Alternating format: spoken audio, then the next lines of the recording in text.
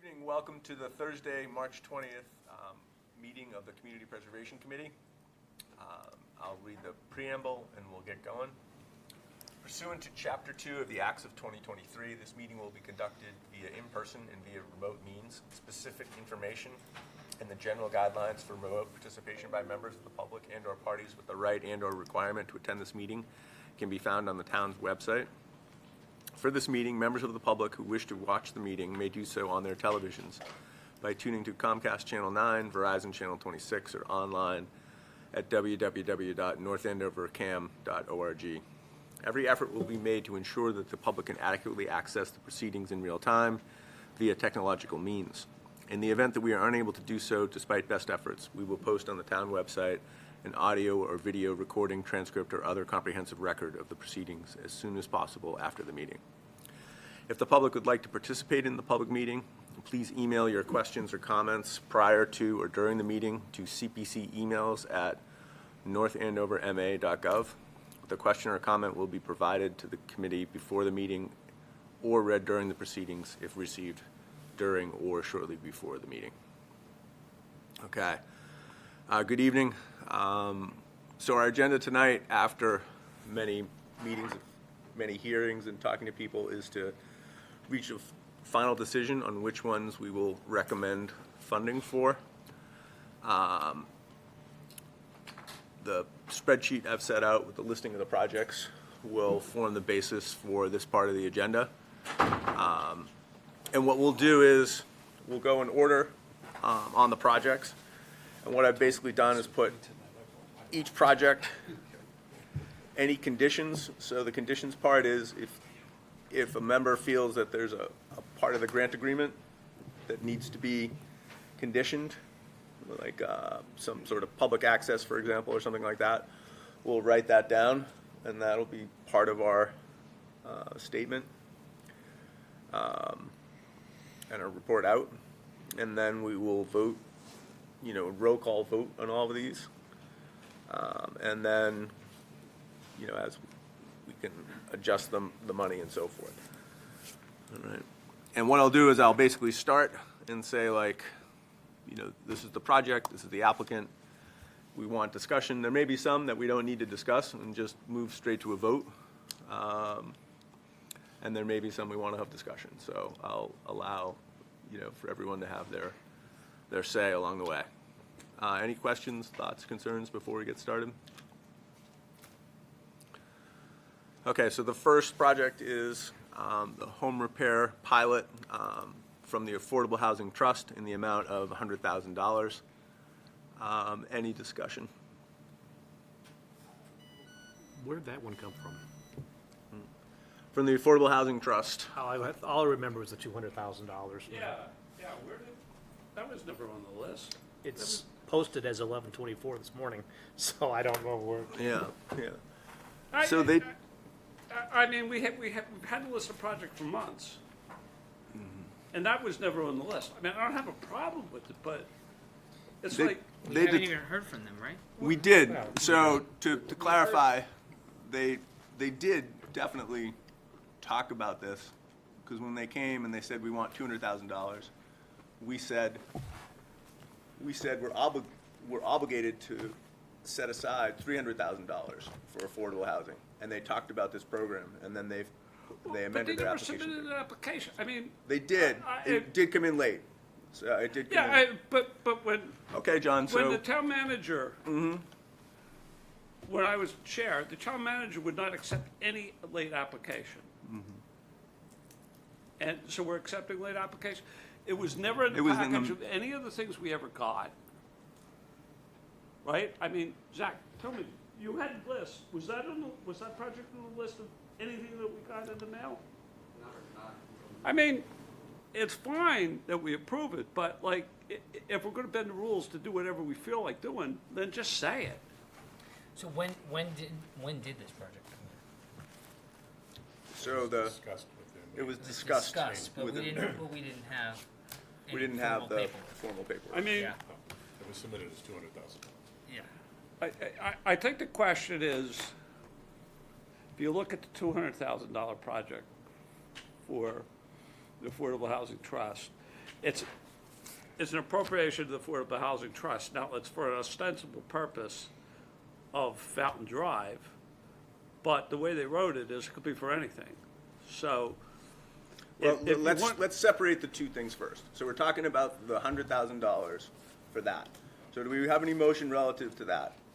Or do we want to continue discussion?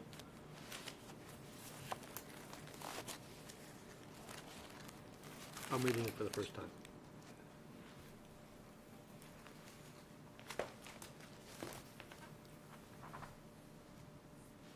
I mean, we have consistently allowed people to amend their applications.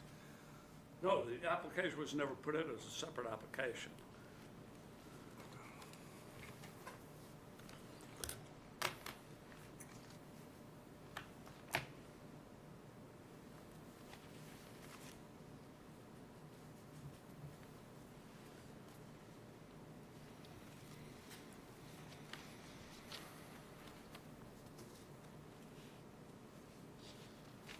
So this is essentially, the support of this is an agreement between the Affordable Housing And Habitat. Trust and the Habitat Yeah. for Humanity. Yes. Right, And they're the ones going to be responsible for doing repairs right. Correct. with all the caveats that go with that.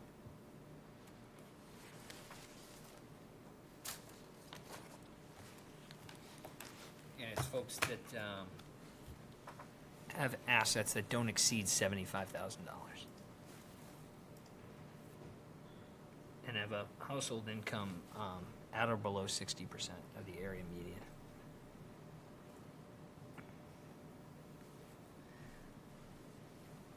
Well, I'll say this. I don't think John's wrong in terms of like.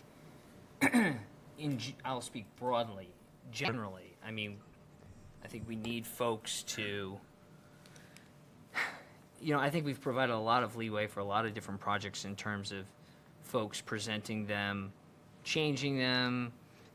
We've had multiple emails even this week of folks editing things. So I think this committee would be better served for the long term if we, had strict guidelines and had expectations from our applicants, that they were transparent about things or that they finalized things by a certain date. I don't think, John's wrong for calling that out. No, because I think what he's saying is there was never an application submitted. Right, For that specific right, project. right, and I'm not, right, And we know sometimes people don't have things ready, so we tell them, just get a placeholder in there. right. Put a number on it, and we can adjust. We've done that many times, But it creates strain on us as a committee, right? To try to figure things out the last minute when we don't have an opportunity to sort of talk to folks and, I'm not saying that's necessarily a reason to, not move forward with this project, but I think, John, you make a fair point in terms of, I'm not even sure what the project is. It was for the home repairs. it's a home repairs Oh, the home- project for Habitat. Well, is it just $100,000 we've always given them in the past, or is it something different? No, it's different because they're saying it's going to go towards this project. We have Right. given them just blanket funding in the past. Well, And so- and they've submitted an application for a specific amount, and we've given them some discretion, and then we've asked them to come back annually to talk to us about what they're spending the money on. My only objection to this one is that they never submitted an application for this. The reason we have to do that is because they don't know what project's gonna come along. So they take the 100,000, they hold it, and then it's available to them, and then, like John said, then they come back to us later and explain to us what they've done with it. Yeah, And that's So- what they explained to us. Yeah. yeah, I see what you're saying, yeah. I mean, it still makes it hard for us to decide, still kind of puts us in a, in a position where, I mean, we could, certainly decide that we didn't want to do it, and we just take I mean, $100,000. what No, I would do- John, Well, hold on. would you let me finish the sentence? We could say we're not gonna do it, and that's fine. We still have a $100,000 placeholder for affordable housing if we get $3 million in funding. So my point, when they came up, and my point now is, if we're, they're the only affordable housing people who've come forward with anything this year, and we're obligated to allocate at least 10%. So why not do it? Well, the way I would do that is I would have an item for $100,000 for an affordable housing reserve that could be used in the future, that the money is swept off for that purpose. Because the reason why I think that's a preferable way of doing it is, first of all, we're not going to spend $100,000 in the current year anyway. But the other thing is that it maintains some level of integrity of our process. And if you allow people to submit applications late, then, I mean, I was considered to be virtually a criminal for not having minute meetings when I was the chair. And now we're letting applications come in a month and a half late. And so I think we ought to be fair about it, and we ought to say, hey, if you didn't put an application in, that's too bad. You didn't do it. But if we start letting some people in, then we're perceived to be arbitrary and capricious. I mean, I would say they put an application in, we had a discussion, and we discussed how they could amend their application, right? And I would argue in this particular situation, we are actually getting more granularity about what they're going to do with the money than we normally do when we make a general allocation to them for Well, 200 what's the or money 300,000. for? What's the money for? The 100,000 or Yeah. the 200,000?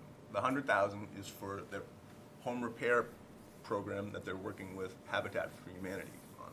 Okay, but we never saw anything specific. They never submitted an application, right? They submitted the application late. They described the Okay. program when they were here. I mean, I don't have any problem with spending the money.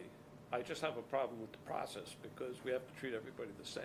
Hey, And we're not being fair and transparent to everybody if we allow one set of rules for one set of people and another set of rules for other people. Okay, let's take votes.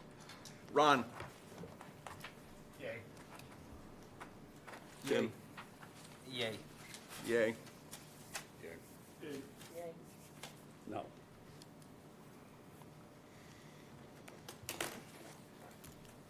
Okay, second project, the Fountain Drive expansion for $200,000.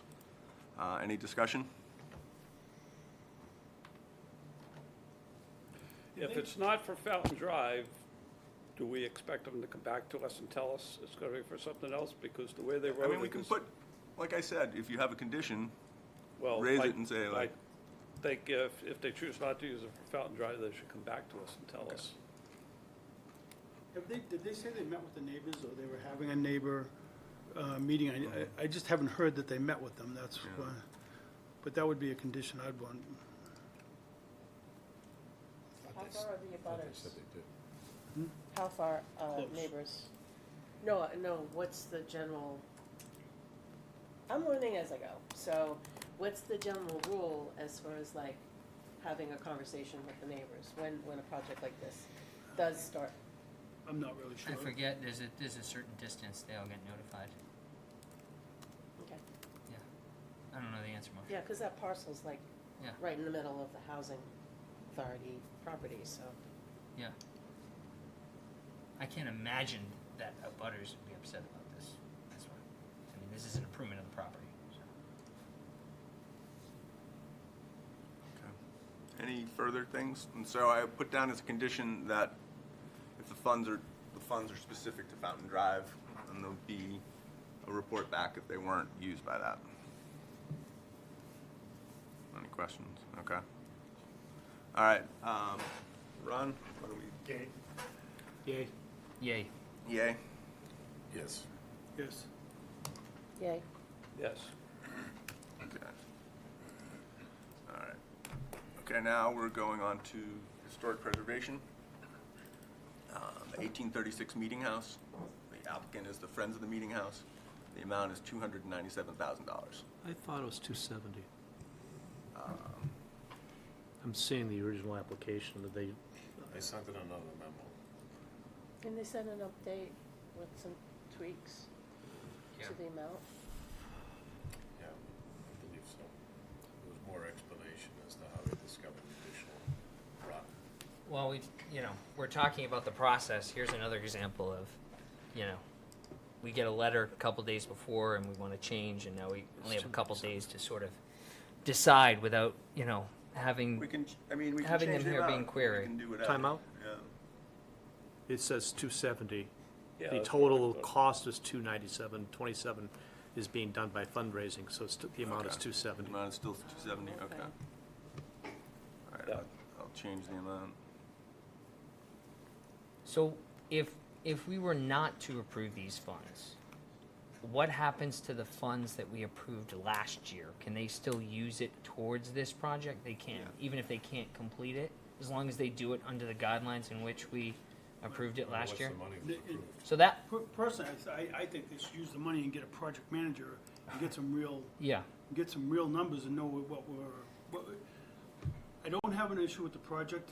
I have an issue with the way it's going. I got a feeling, even we throw money at it this time, I'm not sure it's gonna be enough. And we'll end up at 3 town meetings for the same project. Yeah. And that's not a good idea. Well, that's Well- why I asked them what they carried for contingency money, because if they just, once they start doing work, they're probably gonna find more. well, I mean, now you're looking at a project here that's over $1 million, right? They're asking for 53% more money than they asked last year. Right. We said, what, $80,000 of it, you know, is because of inflation, and they, you know, it's really their responsibility too to have execute. I know they had some of these issues and whatnot. It was their responsibility to execute on those issues, you know, before they didn't have access to the funds. And you know, I saw their updated, you know, message, but there's no question that the building is incredibly historic. It's important to the town, that they provide a community benefit in that building. I'm just real like where the number is now. I'm really concerned that, you know, they could be back here again, that the presentation has been a little bit all over the place, that we haven't necessarily had, you know, concrete answers. I think you were the only person to vote against this last year. Maybe you had better foresight than some of the rest of us. I'm just really concerned. I think at this juncture, I'm leaning towards not supporting the project. Do you have a condition? I'm interested to hear what everyone else has to say, but Terry made a really interesting point related to it. Is maybe what we do is we tell them to hire a clerk of the works and like pin this thing down a little bit better so that we know what the end game is. Because you're right, Yep. CPA loses its credibility. The second time around's bad, but if there's a third time around, it's a disaster. You completely lose your credibility. well, you know what the challenge is. I was just mentioning it. Tim and I were just talking about this. Is, you know, a lot of folks that present here in this meeting do presentations that, quite frankly, wouldn't fly for me in a professional environment. But we have folks from, you know, anyone in the community can bring something forward, right? They're not necessarily professional corporate presenters. Right. So we need to provide them a little grace and give them an extra space. But when you're talking about a project of this price tag in a building of this magnitude and historic importance to the town, like, we should have a presentation that is extremely buttoned up, that they're confident with, you know, and I just don't feel like we've had that.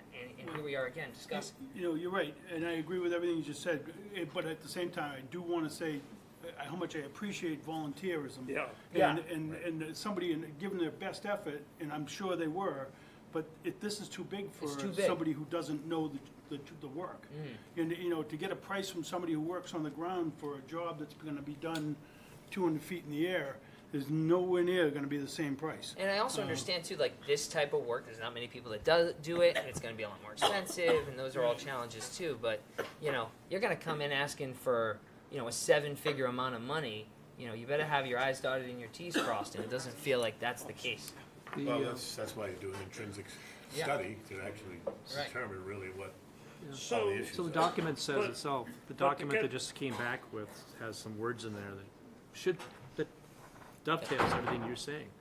Says, we are awaiting actual quotes for rebuilding the steeples, which should be available in early April. Right. The general contractor has provided an estimate that we used in the budget that we submitted. So how can we approve it without those answers? Well, you can do some things, but this process has been going on for over a year. but, I mean, to Terry's point, they have a fair amount of funding. And maybe what we need to do is to tell them, to spend the money in a more meaningful sequence of steps by like first doing, Terry, what you suggested is a top to bottom assessment of really what it's gonna cost and what all the requirements are. And then come back to us at that point, and we shouldn't give them any more money until they do that. Yeah. I mean, Well, you seemed more inclined to want to improve things in pieces, right? no, Or not no? necessarily. What I'm suggesting is, it's kind of like what we've done, like for Stevens Estate, when we funded a lot of Stevens Estate, is that they were coming in and saying, I need 50,000 for this, 50,000 for that. We said, let's step back and look at everything. The same thing we did with the Historical Society. Let's look at everything and figure out what's the highest priority, what's the most important thing. And with this, it's almost like the first expenditure you make should be for assessing the total thing, so you're absolutely comfortable that you know what the total scope is gonna be. And then you start spending the money on the highest priorities. And I don't know if they've done that.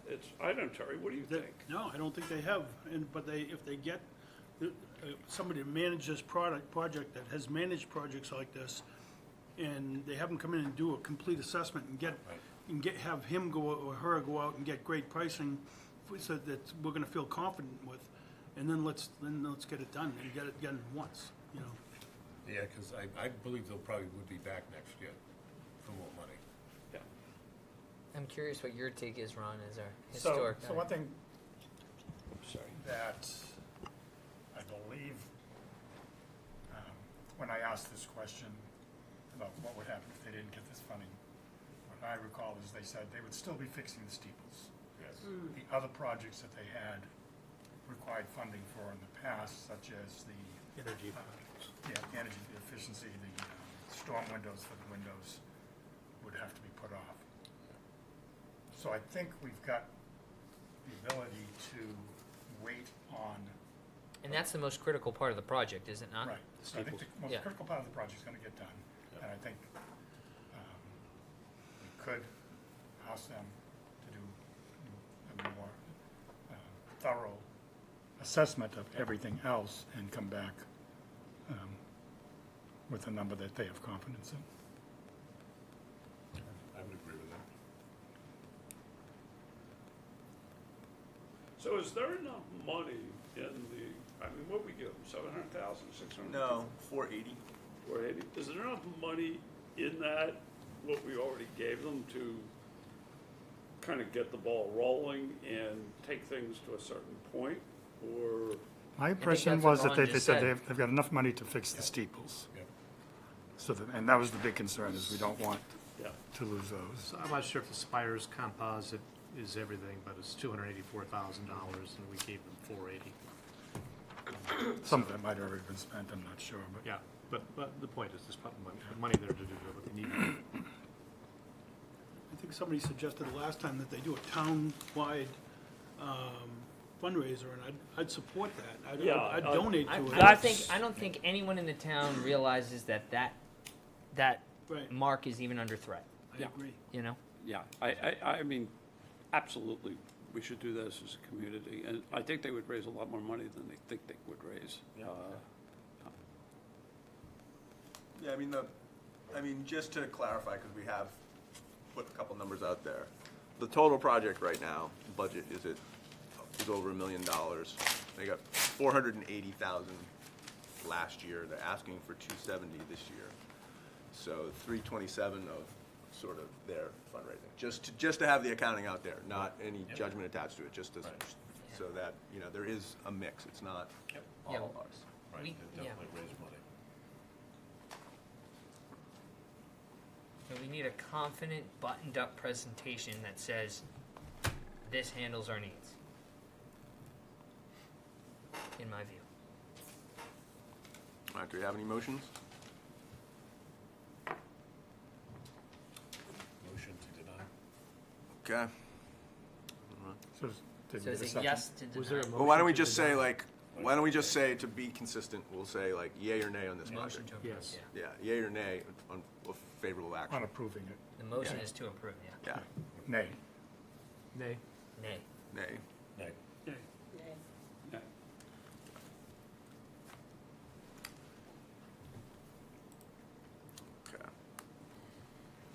Next three are from the Historical Society. Parsard Barnon House, insulation, $23,452.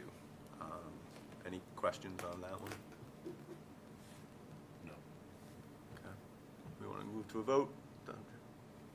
Yay. Yay. Yay. Yay. Yeah, Yay.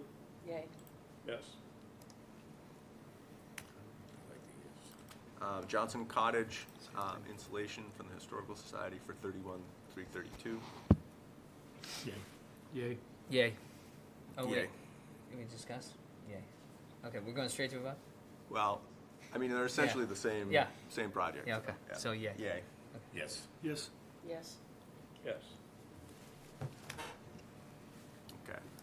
Schofield Mill, Historical Society, and the revised amount of $55,000. Any discussion? I think this is definitely a better path than what was originally presented. I Fine, agree too. So, the one question I have, remind me, there's still money outstanding, isn't there? That's still There's open? 300,000. It's with the town, though, so it's with the town. So it needs to, Okay, it'll come back to us. Come back. Right, no, okay, so that's fine, but we ought to like somehow make sure the town doesn't spend any money. Well, Right. No, they can't. that's a I mean, they good can't. question, because can we give it to the Historical Society if they don't own it? That's a Because good question. this was under the assumption that they were gonna own it. That's right, and it's owned Well, by the that can town. Be a condition, right? Yeah. Well, they're not gonna own it, right? So they're not, it's not gonna go to vote this year. They just wanna do the, so I think the money, I think you're right, John, they can use we can get the town to use that money that's already there to do this, Yeah. what Stan's looking to do. Yeah. But I don't think we can give it to the You can't Historical give it Society, to the Historical because they don't own it. Society. So that'll have to be approved by the town manager. and select board. To use, To to use the money that already exists. Because originally, there was gonna be a vote before this to give that, to turn that over to them. And now they're not gonna have that vote, so I don't think we can, I mean, I wanna see it done, but I think it's just, I think it has to go through the town. Okay. And that money is already allocated, Right. Yes. so the town can't just spend it on something else. No. No, never. You can't. So You can't it's ever do actually that. the CPA project, Yeah. the prior CPA. On the job project. training. Yeah, there you go. That's why I asked I all just- sorts of Yeah, questions good, yeah. that I the pondered this wisdom in one. the room has. I the pondered answers. this one in great spirit for where you've come from, bringing the numbers down. And I guess what I pondered was there documentation already about the assessment of this building. It's already got it well documented about the rot. It's well documented about what would be needed to fix the building, to actually repair it architecturally. The drawings are all there. A substantial amount of information is already present for the Schofield Mill. So my question really is, what more is needed in order to, pardon me? Quotes. Well, they opened one corner of the building, and they didn't get under the building, they only went, to the edge and looked. So somebody needs to There's do a more extensive. There's more investigative work that needs to be done. Right. Okay. They're So gonna this- have to rip that's- up some boards, look at what's there, they're gonna have to take down a wall and look what's there. They only open one spot with that, Right. right? Okay. Well, so that brings up the larger question of, if we fund this $55,000 here, and Stan comes back here next year and says, yep, it's, whatever it is, 200,000 to take care of the building, or it's 600,000 to take care of the building. Is this board inclined to support that? Like, I'd like to hear more about, I'm curious what folks think about the importance of preserving or not preserving this building, because, it doesn't make sense to spend the 55 unless most of us think that there's a path here to doing the work. So, First, I'd like to hear from. yeah, go ahead, Ron. Well, so the first point is, we've already allocated $300,000. Yep. So all we're talking about is using some of that amount to get a Right, more okay. accurate picture of what it would cost. Gotcha. So I'm not sure really that there's any. I don't think And you then- really could probably make a decision until you find out. There's a So lot are of we work to saying go that back. this probably should be a no, but with the condition of that the amount that's already been allocated should be used for for this project. Yeah. I'm just not sure legally you do that. So somebody would have to answer that question. I mean, I don't know that if money was given to a, Why not No, really? there should be no restriction on it. It was a project for, I don't, you know, I don't have the basically original refurbishing application. that I thing. mean, And the the only- first step of refurbishment is going to be assessing. It was for the preservation what of your this problem building, is. yeah. Yeah, so I think you can use the money cleanly. Understood. If there was a question, we could just take that 300 off and just put the 55 on and re-vote a. Yeah. But This to But committee we, yeah, could but decide. we'd have to have an Yeah. application, you know, like the town hasn't weighed in yet, you Right, know, so yeah. that, but I do believe, I think the town would definitely be, Yeah, so I think they'll just use the funds they already But- have. I really don't think we need to complicate this. one question for Stan. I assume when you came up with this application that you had some discussions with the town.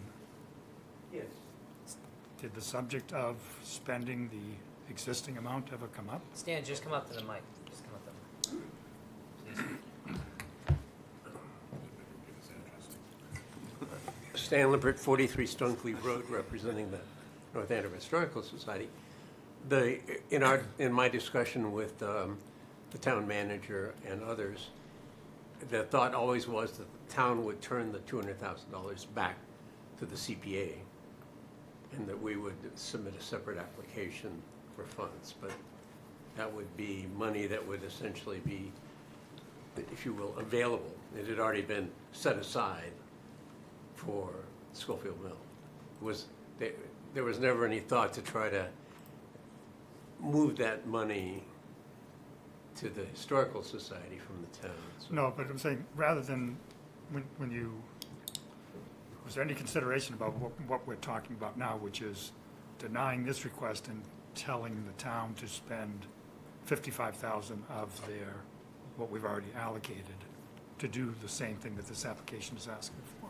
Yes, yes. I have talked to the town manager about that, and she's supportive of Okay. the 55,000. and is the transfer still anticipated to occur at some point in the future? It could, I mean, it's not, I just assumed that, everything was recipient specific. No, I agree with you about recipient specific, I guess. So I assumed that, I was only looking at it from the point of view that $200,000 had been set aside already. And if it was returned to the CPA, that would be money that, now would be essentially available for something, and it could be Schofield Mills. So Would the transfer be for the building 200, or the building and the land that it's on? what's The that? parcel? The In terms of the money, we never thought we would No, transfer. They're saying if they give you, is it the property or just Right. the Is it building? Just, yeah, yeah. property or the building? Yeah, the building and the it's property. just, it's both, Yeah, not the money, right. yes. All right, any further Thanks, Stan. questions? Thank you. I make a motion, we deny this and strongly support using the money that exists and ask the town manager to do so. Okay, so let's keep it consistent that we're voting no Okay. on the funding So the recommendation. the just so- motion is to approve. Yeah. Okay, I'm sorry, but we had a motion and a second already. Do we need But to I think deny that What motion? Bill said is, let's assume that a vote for yes is a vote for the project, a vote for no is not to fund the project, and to do what Right. Terry said. I'm just a little concerned that we had a motion and a second. Are we All not right, going to vote so on that? why don't we just open the floor then and I mean, I'm fine to vote it either way. I just thought it'd be easier if we were consistent. So does anyone want to make any motion relative to the motion approved? Should we just vote on that then? Yes. Okay. So now we're voting yes or no on the motion to not, A yea is denying the funding.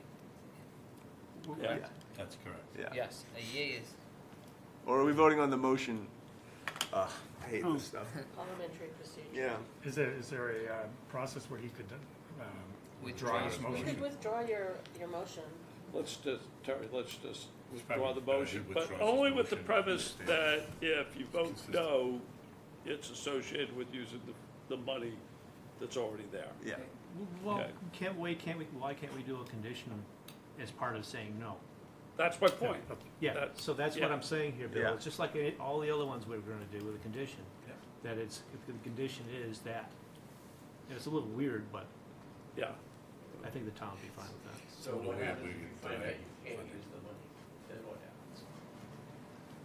When it stays with us. I can't see a reason not to, Stan, I just I don't see why. And that we don't, would- and I don't see a path forward either, because if we don't have, if you don't have title to the property, Can't spend the money. you can't spend the money Yeah. anyway. So it seems like, either way, we reach the same place. Either way, we're gonna end up in the same spot, yeah. Yeah.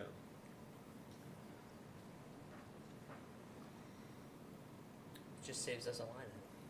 Okay. All right, so in terms of recommending favorable action on this request from the Historical Society for $55,000, let's take the vote. Nay. Nay? Nay. Nay. Nope.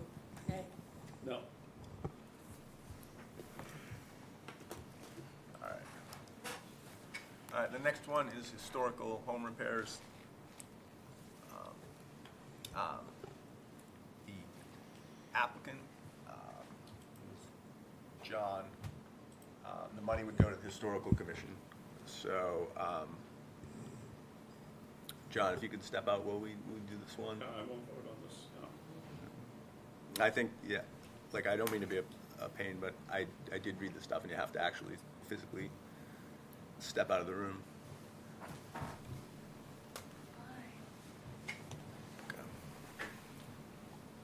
I want you giving me the evil eye, Doug. Sorry. No, I'm sorry, that's just what it says, like you No, can't. yeah, I mean, I had Yeah, to do Ron the same thing steps last up, year yeah. when there was a library issue. We wanted to. Okay.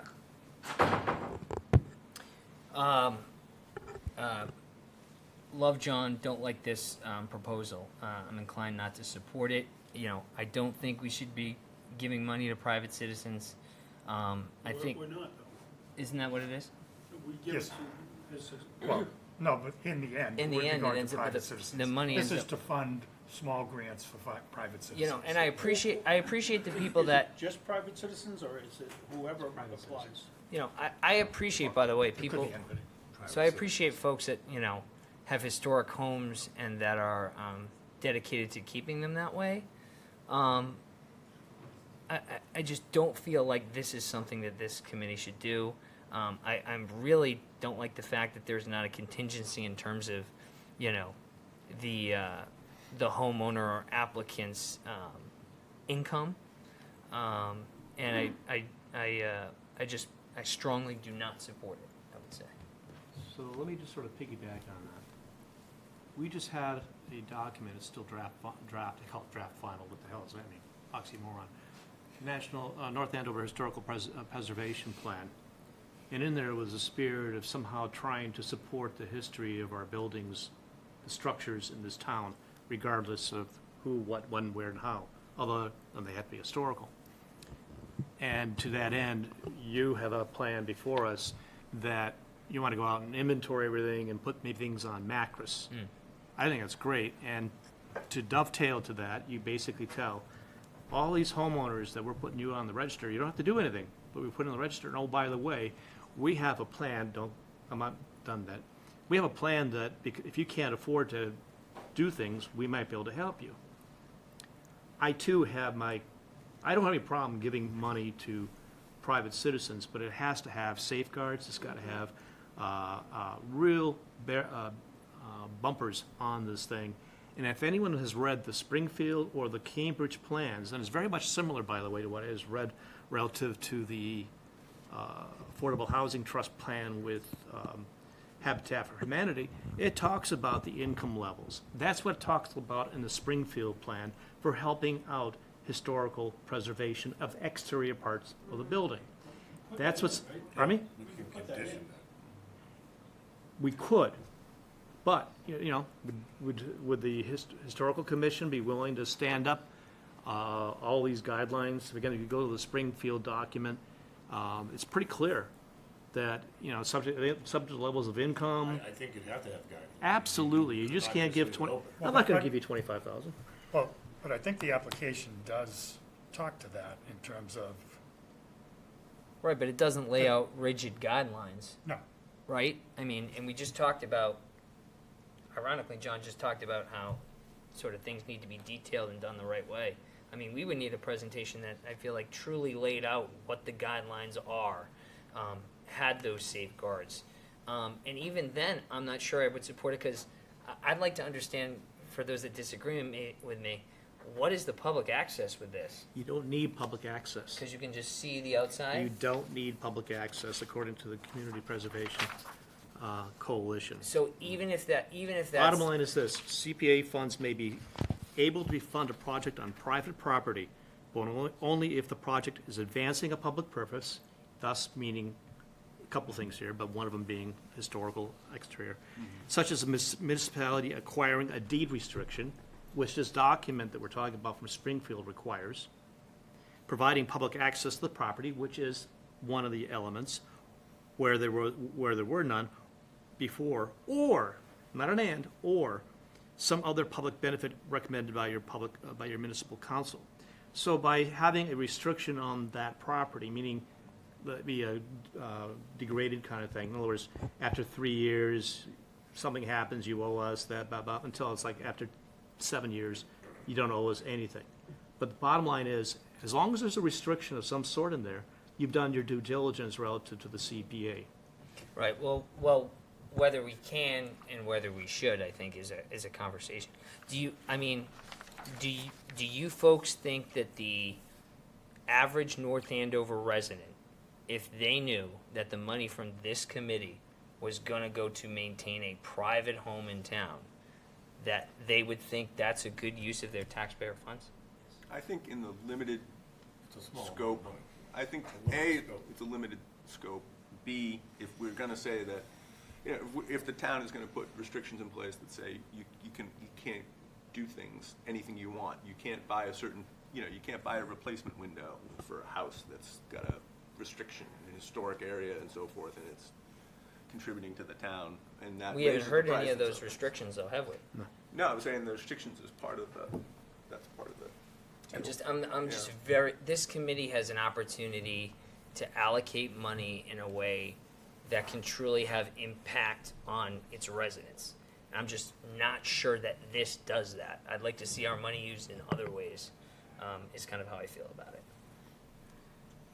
Well, Adam, it's a small amount of money, and it is going to its historical preservation, which I think benefits the community as well as the private homeowner. This is why, this is a pilot program. This is what this is not something, I think we're gonna see how it comes, and they may come back to us and say, this isn't something that works, or, you know, this is getting too difficult, or this worked great, and this is what we were able to accomplish. And then for short money, we can find out if it works. Yeah, I I mean, we understand. can follow the guidelines of, you know, say Cambridge or somebody like that for a start, and we can modify it. And, you know, like Terry just said, it's a pilot program, and we see if it works. If it doesn't work, it doesn't work. Shouldn't we understand what those guidelines are though before we approve funds for it? Shouldn't we know, hey, $1 million homeowner cannot apply for it? We don't know that. We don't have those guidelines laid So out. you can put a condition on this that Right. says that the Well- guidelines have to be approved by the CPC.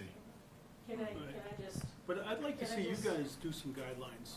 You But know, it's No, no, not- no, I'm saying we But can it's put a not my job to condition figure out on the this. guidelines, right? So whoever presents I'm this. not saying that you Yeah. should do the guidelines. Yeah. I'm saying that you can put a condition on this that says the guidelines that are developed by the Historical Commission what you're saying. have to be approved by the By the CPC. CPC. That's I I like that. so I look at this from a slightly different perspective, having gone through and benefited from, you know, the income requirements personally for the purchase of my home from the housing trust. There were all sorts of. You have a historic home? No, but there's some similarities with like having conditions. You have to have a certain, you can't be at above a certain income.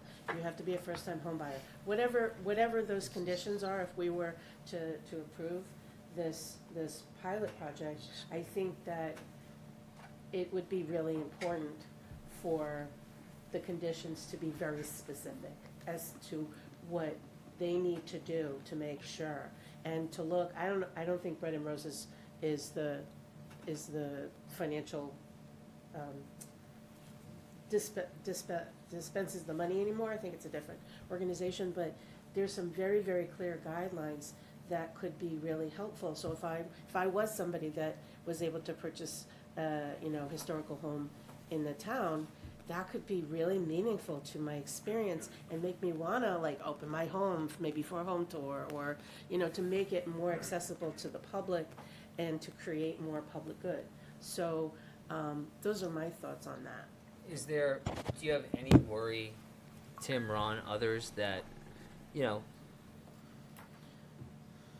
that we end up getting flooded with these sorts of requests afterwards?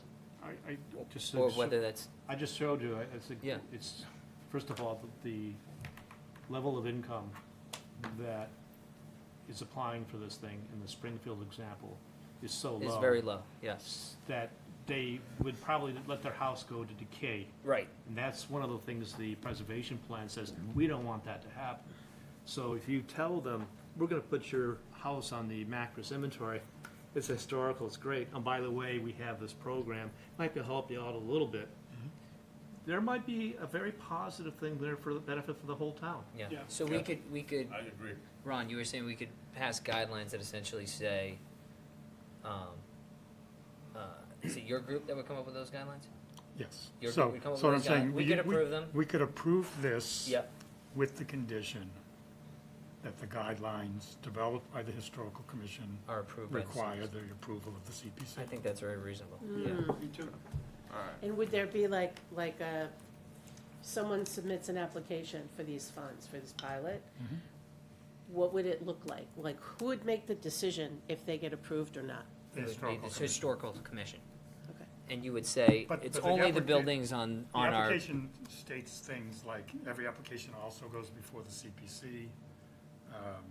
And would it be on a rolling basis, or would there be like a specific deadline? This says quarterly or semi-annual. so we wouldn't have to hear from each of those homeowners each year, it'd be up to your organization.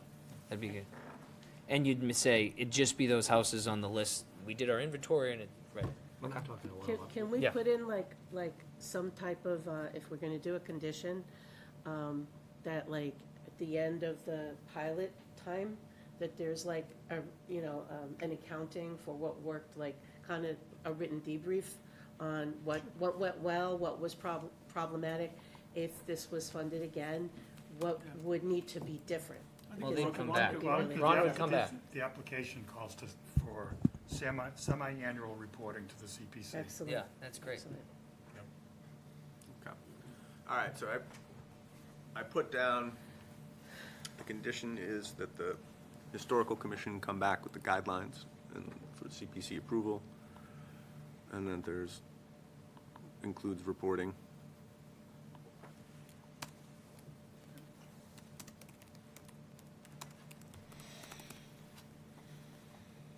All right. Any other discussion? Okay. So a recommendation on this, the funding in the amount of $25,000. Let's start with Ron, With that contingency. with that condition, yes. Yay. Yay. Yay. Yay. Yes. Yes. Yes. I don't get it. Okay. Thank you. Not exactly. I'm gonna get my steps.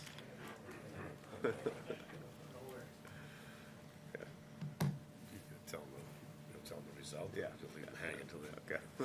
We sold your house. We decided your house is up for sale in Zillow. Furniture is being put on the approved street right unanimously. as we speak. Okay, it was approved unanimously.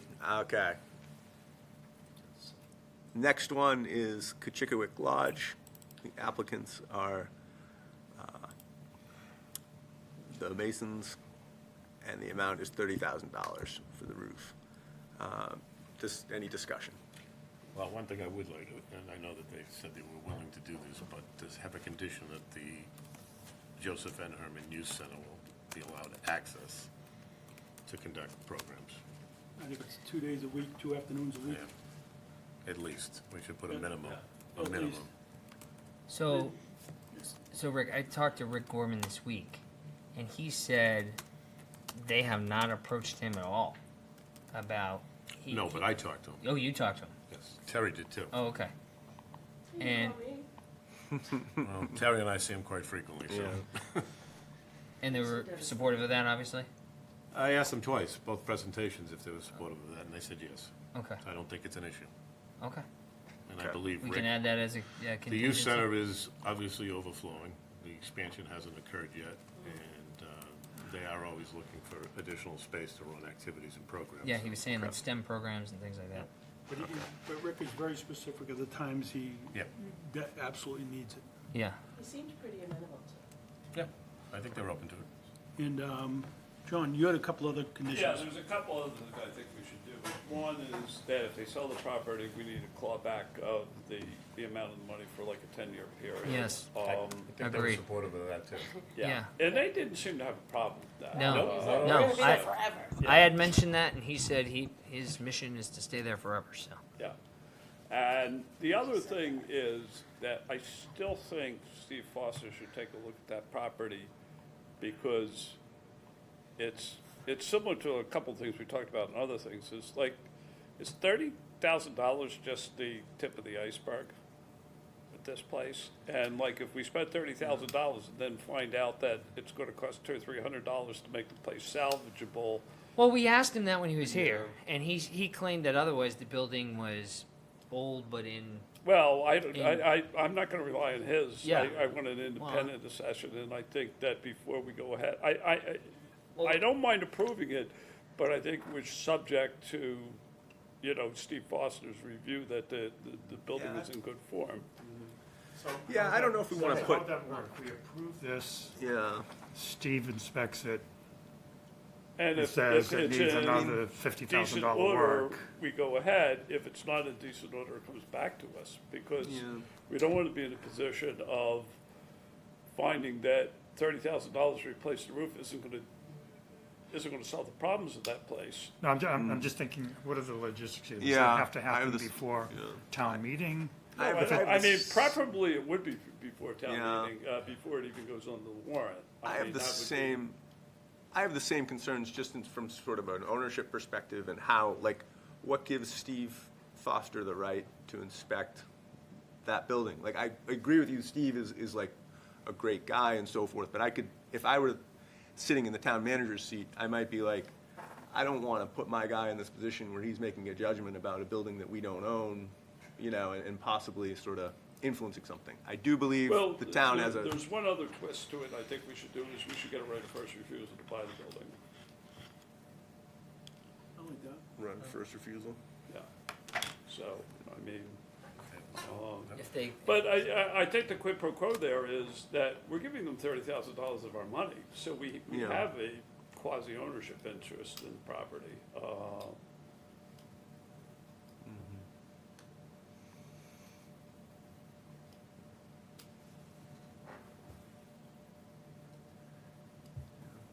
Yeah, I mean, I certainly agree with the condition about the youth center. I certainly see the clawback. Well, let me ask but- this. I mean, when other folks have come to us asking for improvements to their building, have we asked for a similar thing? If we Yeah. said we want to do a Well, a but whole we have. examination of your entire If you look building? at, for historical preservation projects, the only entities that have gone for are municipal, Mm-hmm. which is us, so we own the whole thing, Historical Society, which is a quasi-municipal function, and now the church. And you see, And Ridgewood. once we get past Also public Ridgewood. ownership, and Stevens Estate, And Ridgewood. and Ridgewood, yeah. And my point is, every single other one of them provides a quasi-municipal function. And as soon as we get into private ownership of properties, it becomes more complex, like the church and like this. And We've that's, never given money to a similar kind of club organization like this before. no, I don't remember.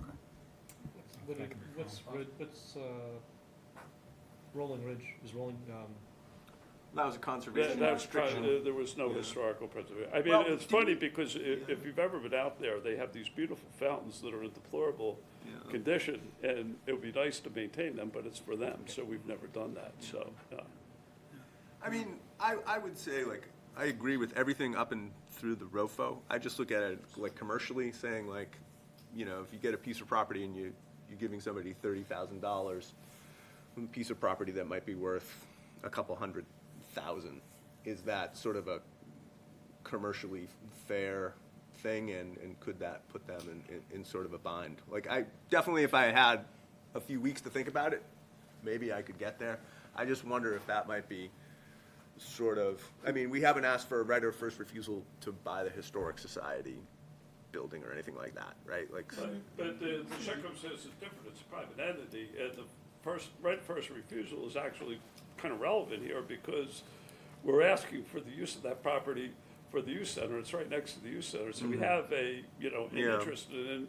One of the things that struck me when I did the research on, the program for, private owners, is they said there has to be a very distinct public benefit to it.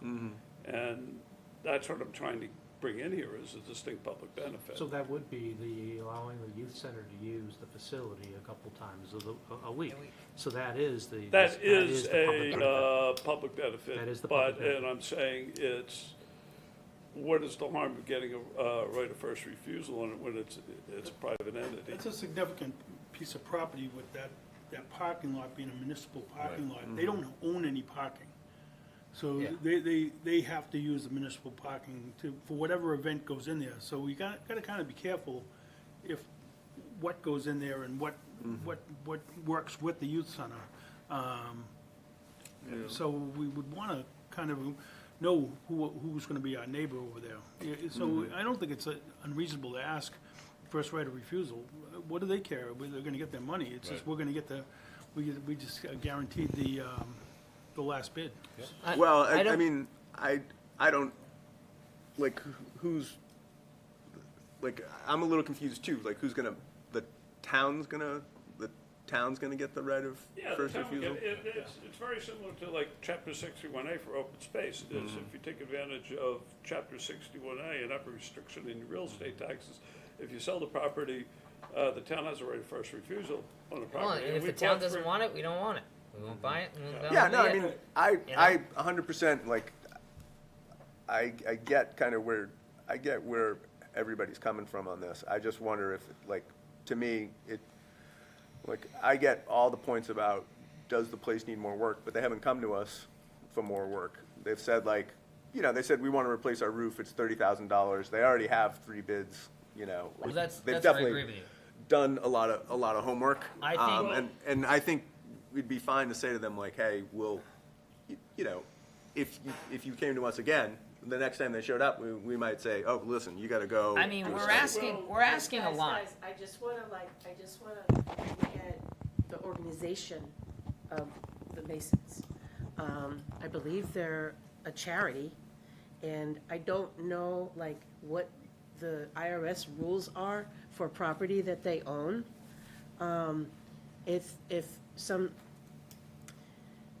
If a nonprofit has to dissolve, I believe, I'm not an expert, that money has to be disseminated out.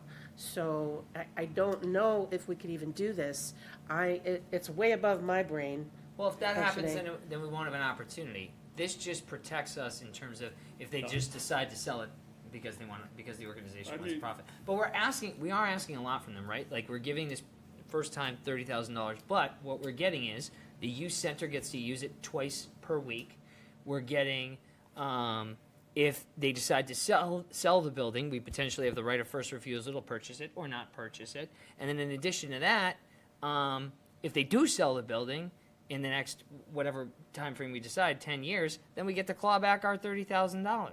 So, I mean, I feel like there are 3. Which I think they were fine. They were fine with that. They were fine with that. So those are 3 strong contingencies that I think put us in a position, to support this project. The other option of going to John, you could have the building inspector take a look at the building and see if it's safe for use for the, youth center. Yeah, no, I Yeah, I agree. mean- I Is agree it with safe that. for use? Is it safe for use? I think is reasonable. Of the youth, Yeah. for the youth Yeah. center kids, So yeah. you send kids. Okay. All right.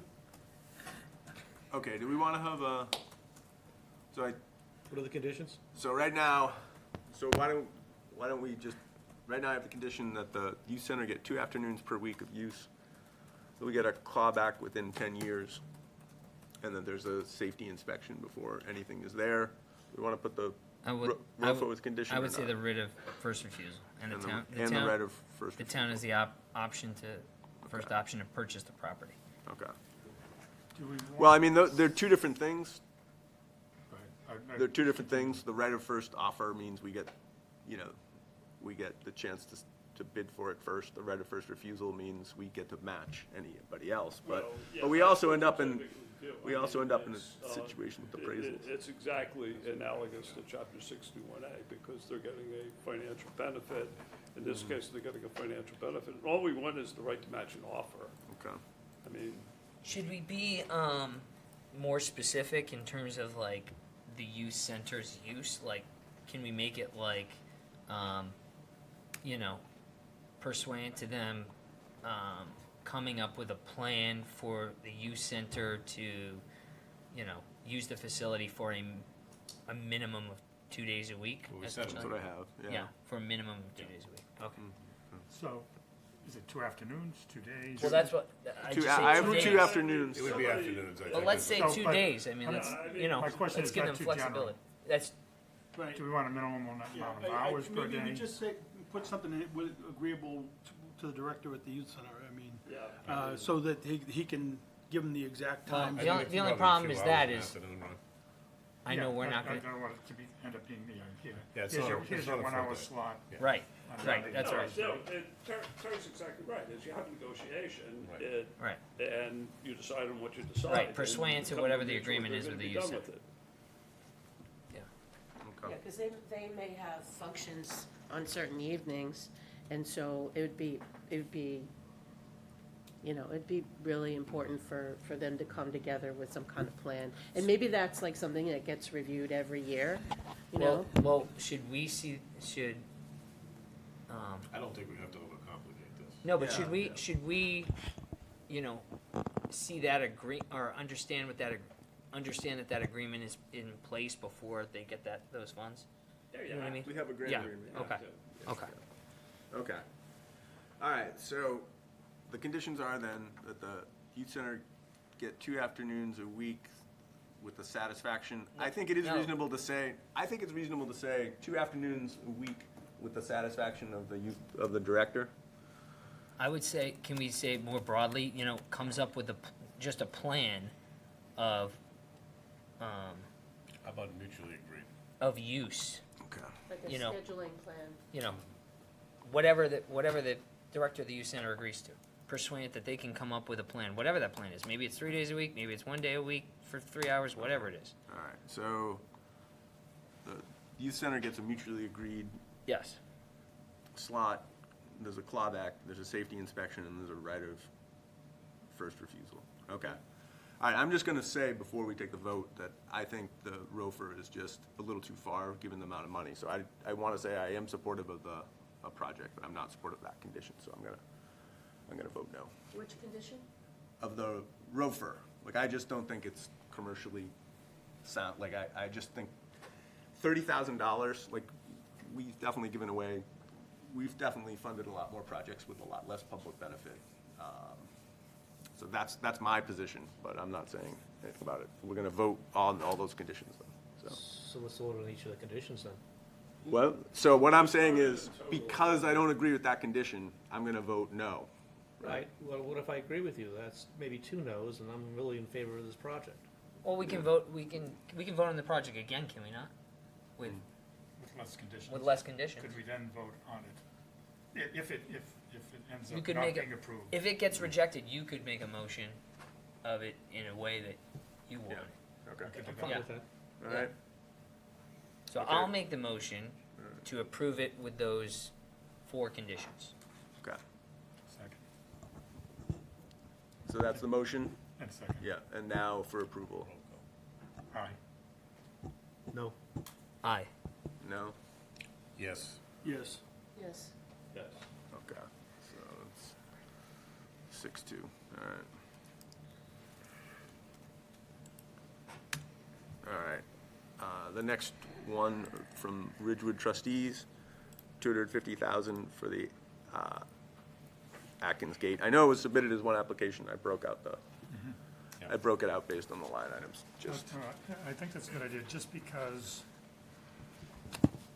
It's a good idea to break them out. Yes, because I'm wondering whether this, I mean, I could see this potentially getting some pushback at town meeting, $250,000 for a gate. Well, I mean, we definitely should separate them, in terms of our list for town meeting, because they're completely separate things at different locations for completely different purposes.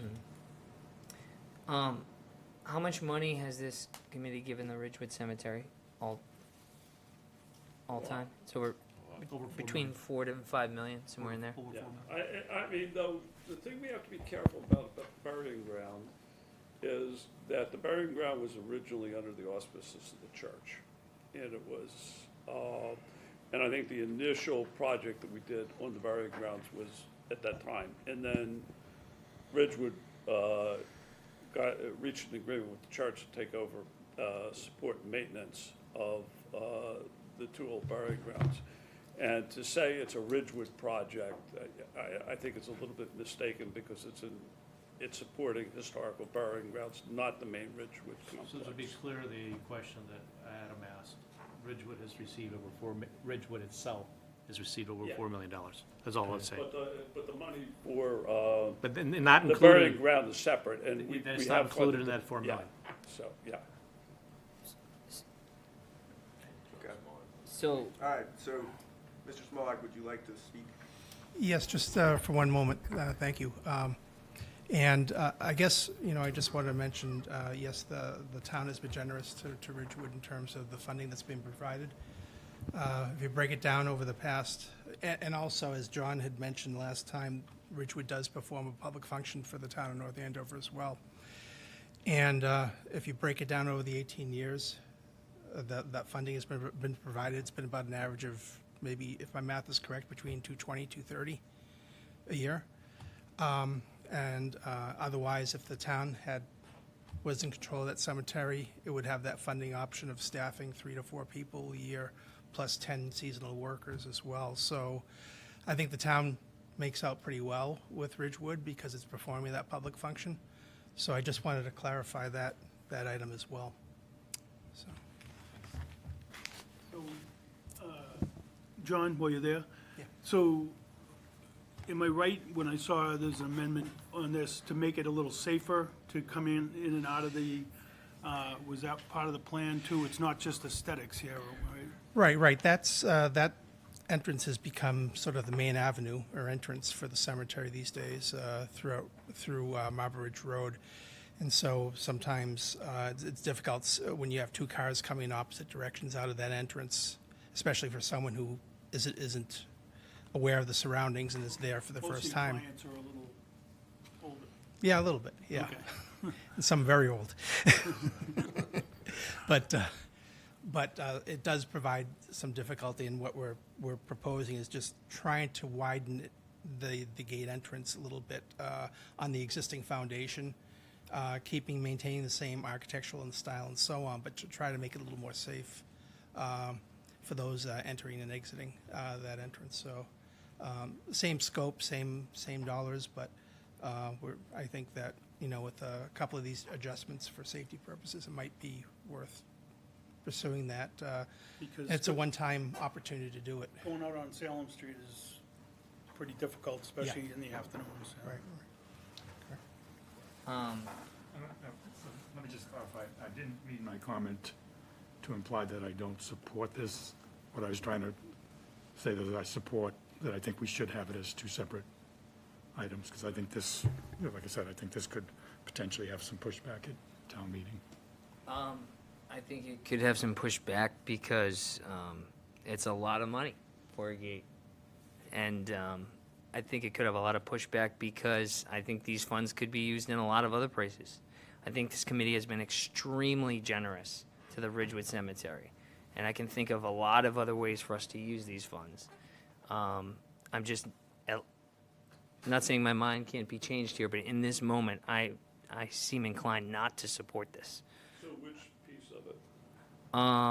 All of it, all of it. I think this. I mean, I think we have to make a distinction between the old burying ground. Let's just talk about Atkins. Well, you can. We're talking about Atkins. Yeah. Oh, So the Atkins gate, okay, yeah. fair enough, Well, okay, yeah. I'm happy to talk just about the gate, but again, I think this committee, predating me, has been very, very generous. 220 grand a year. I know a lot of organizations around town that would be happy. That's a lot of money.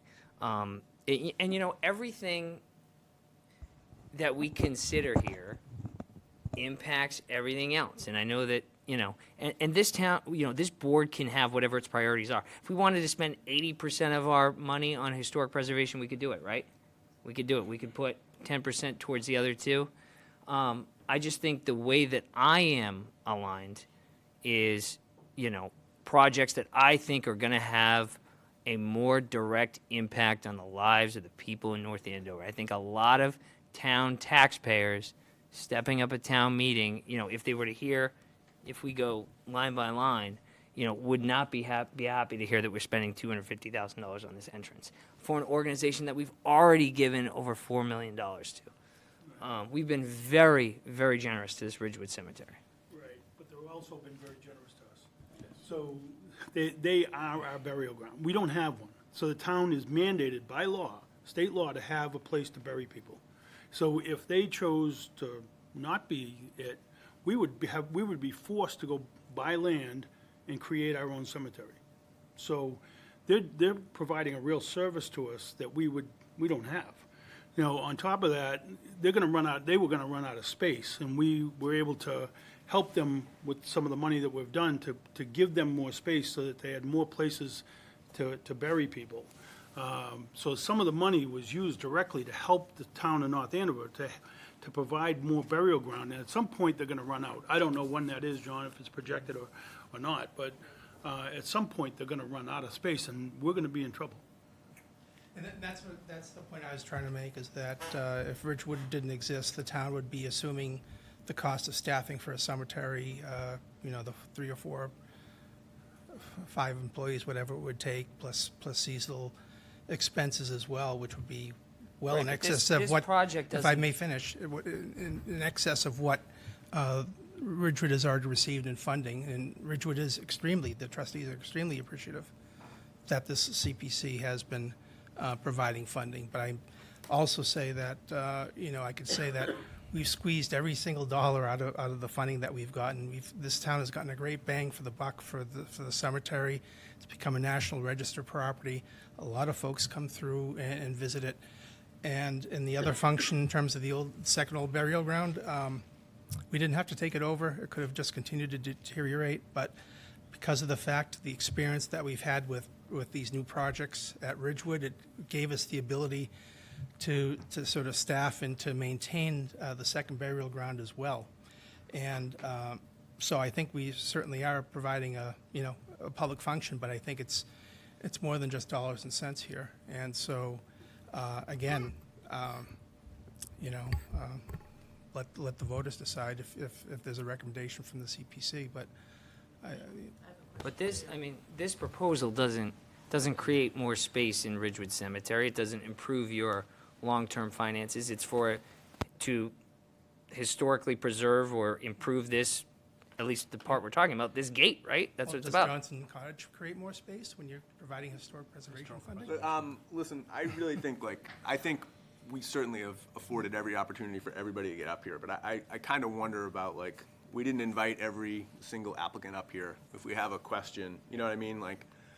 I don't know that we said that this meeting was for us to sort of vote on things. If we had a clarifying question, I think for Mr. Smolak, we can ask it, but I'm not really comfortable at this point. Question. Okay, the clarifying question, go ahead. It has to do, it's actually twofold, John. Well, John, you can come up to the podium and we'll Just come up to the mic.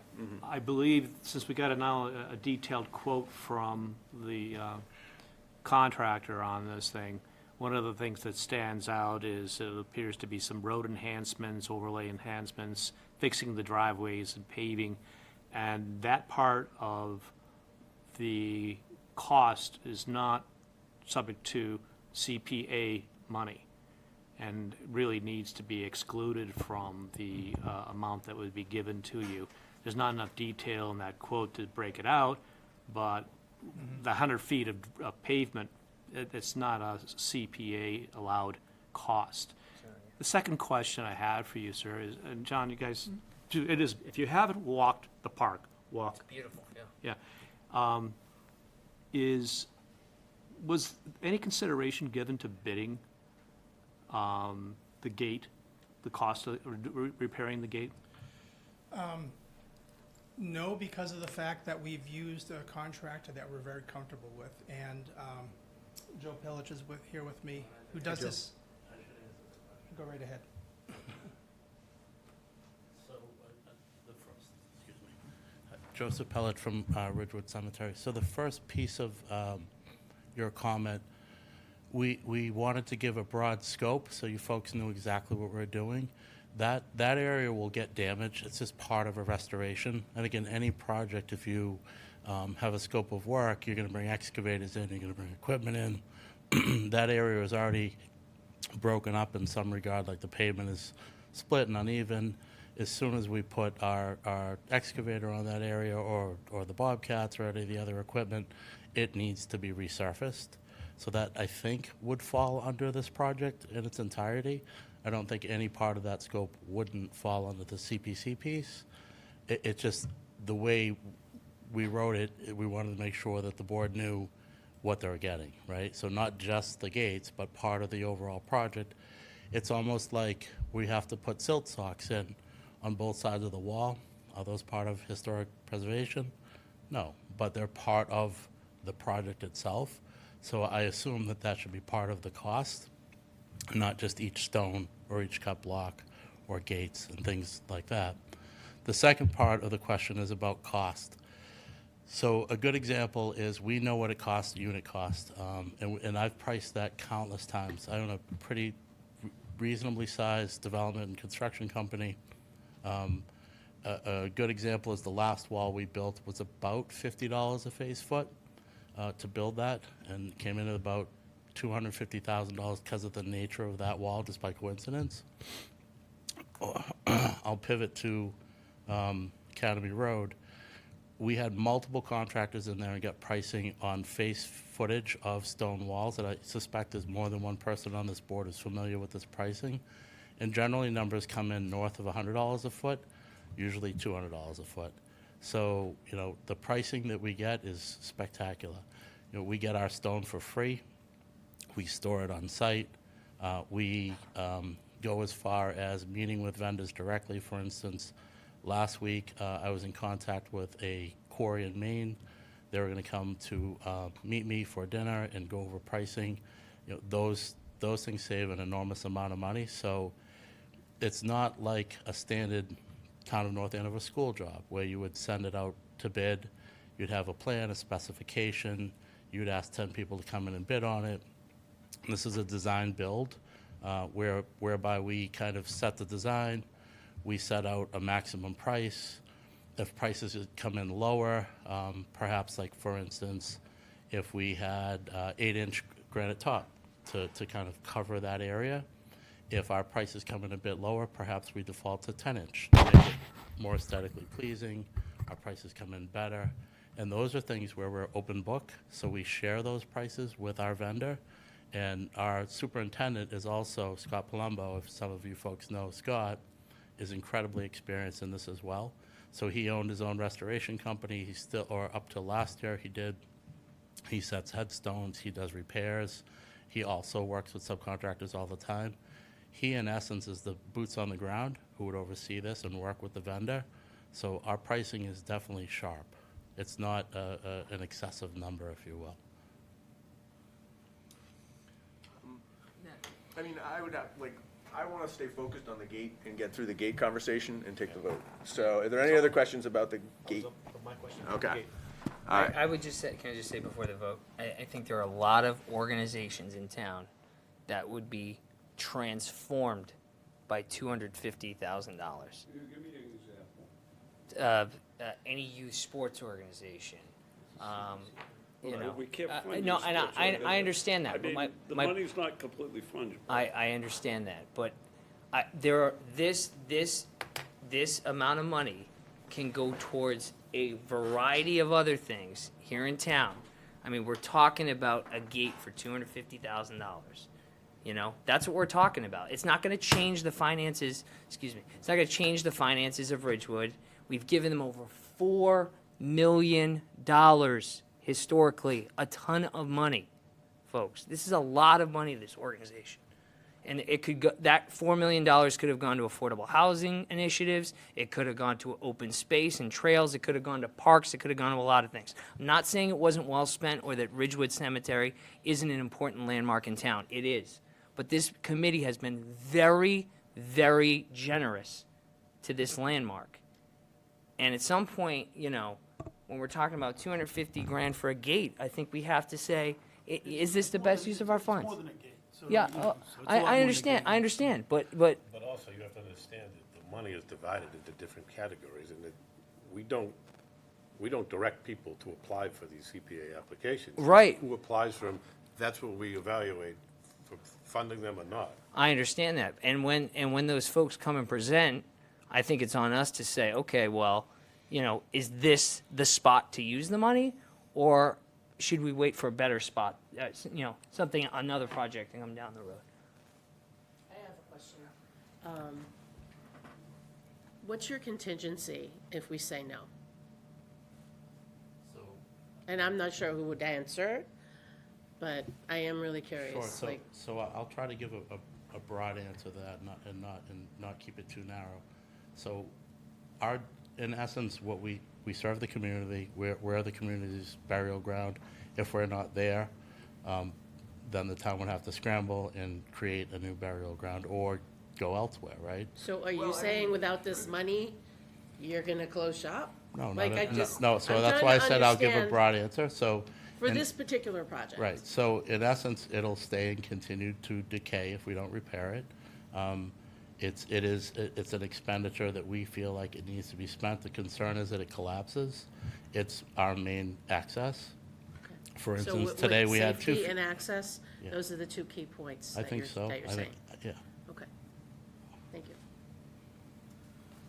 I would say, like, I do want the conditions, because I do feel, especially on the roadway and so forth, like, when you take CPC money, you follow CPC rules, and if the CPC rules say, you know, the roadway is not part of it, so my condition would be, of course, like the gate and all the masonry and all that stuff, restoring the original thing, that would be a condition I would offer to the committee to sort of make sure that we're following the, you know, belt and suspenders on this stuff, because that's the way it is. So, and the cemetery would have to dip into other funds to do the roadway repair, but This is a huge amount of money that we could use in a way to directly impact the citizens of North Andover. And we're gonna use it for an entrance. I just don't think it's right. okay. So, condition that. What percentage, So, to, I mean, I think. about the road, like, would that reduce the amount that we would approve? Yeah, Okay. I mean, I think I mean, one thing that, Things in there like cobblestones, curbing, Yeah. that may not be covered by CPA money. I just don't know. want us to get in trouble with, Actually, the when the people spend questionable money pieces on of it. things that aren't covered by CPA, they actually have to pay for it. So, Got it. On-the-job training. Constantly. about 10,000? I'm sorry, what did The you say? road portion? Yeah. The road. The road portion is 10,000? It's not much to right, mill it over. okay. So I would like to make a motion that we change the amount to 240,000. Any, And so let's vote on that to change the amount first. All in favor? Yay. Yay. To change the amount. To change the amount. Yay. Yay. Yes. Yes. Yes. Okay. And now we'll vote on the funding in the amount of $240,000 with the, I think with the condition that we, in the grant application, we have a clear understanding of the historic, that the funds are all going to the historic preservation as following the guidelines. So we can provide those guidelines in the grant agreement and say this is what it can be used for and this is what it can't be used for.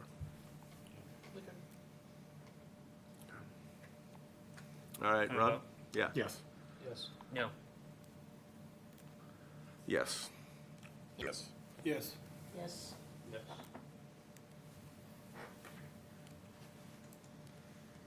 Okay. All right, second burial ground in the amount of $975,000. That's a discussion.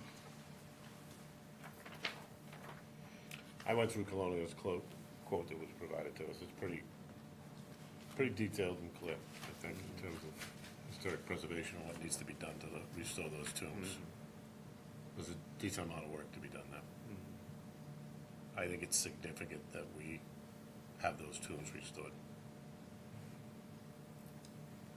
I would agree with that. I would make sure we have access dusk to dawn 7 days a week, to the property.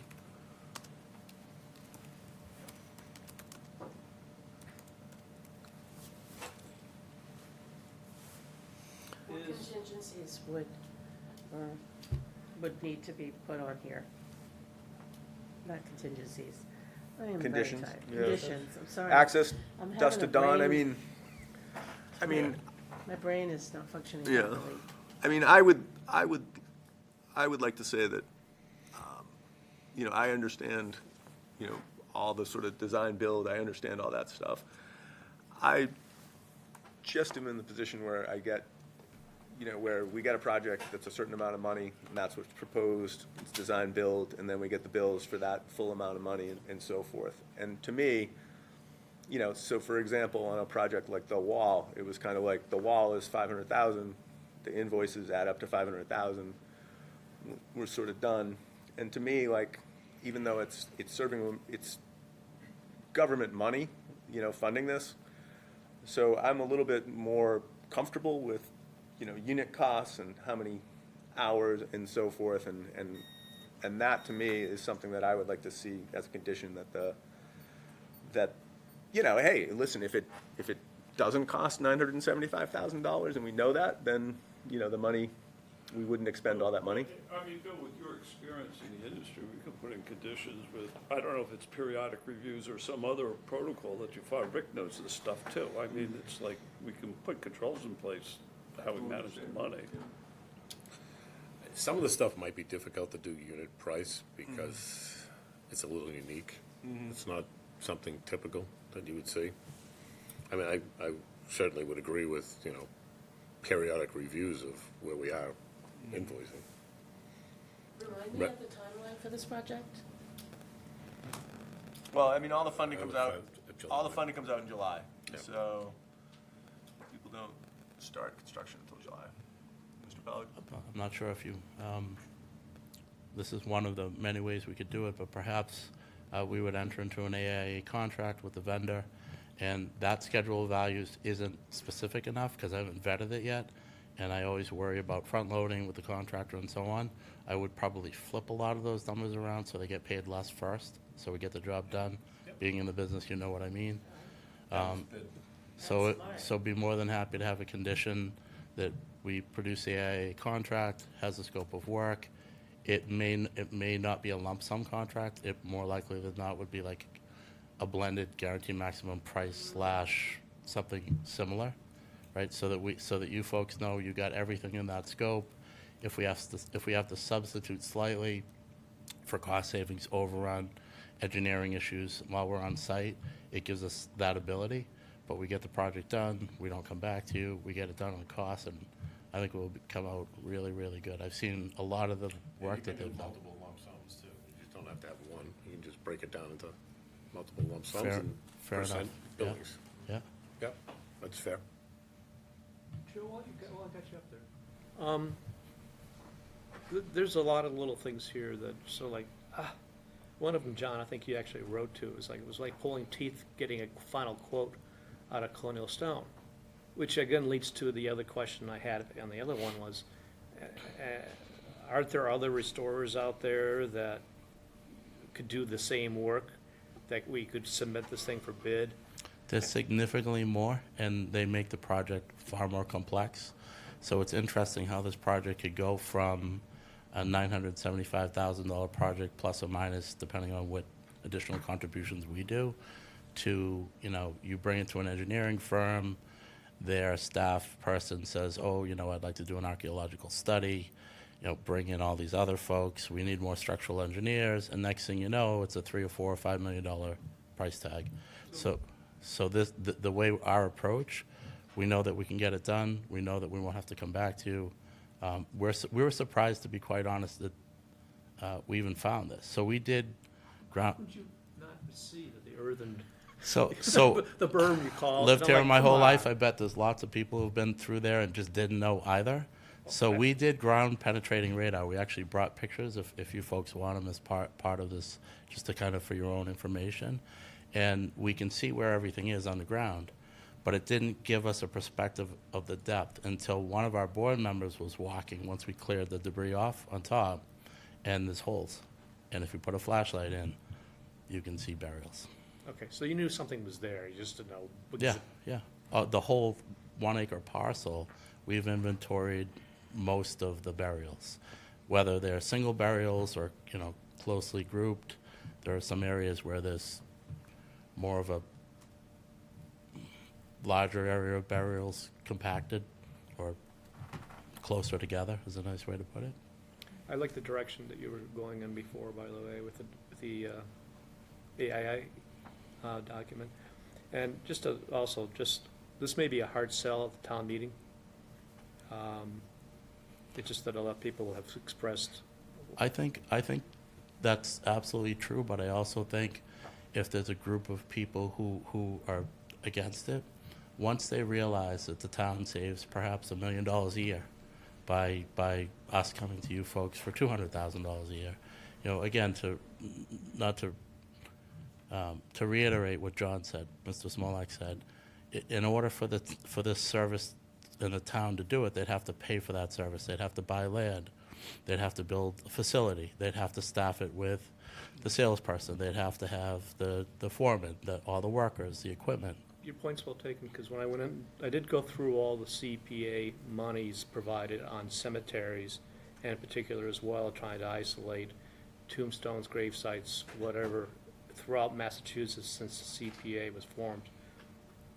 North Andover is at the top, bar none. And whether it's just tombstone, grave sites, or collectively the cemetery. But that's not a fair assessment, because to your point, maybe the other towns are kicking in a lot more on the side that we're not seeing in that simple study that I did. I was on the phone this Sunday and last Sunday with the gentleman from Colonial Stone, and most of his awards are directly from the town. So by way of example, Plymouth, and they spend millions of dollars, and not like over a 15-year period at a time. So the restoration is a super specialized, really expensive. Well, there are other restorers in the state, besides Colonial. There's for some reason they're concentrated more towards Plymouth and then in Rhode Island. And off the top of my head, I don't know. I could look at a blue book. There's a list of them, and we called around when we started. We're lucky because we have Scott Palumbo as our superintendent, and he has been in the business and works for other cemeteries, or had worked for other cemeteries.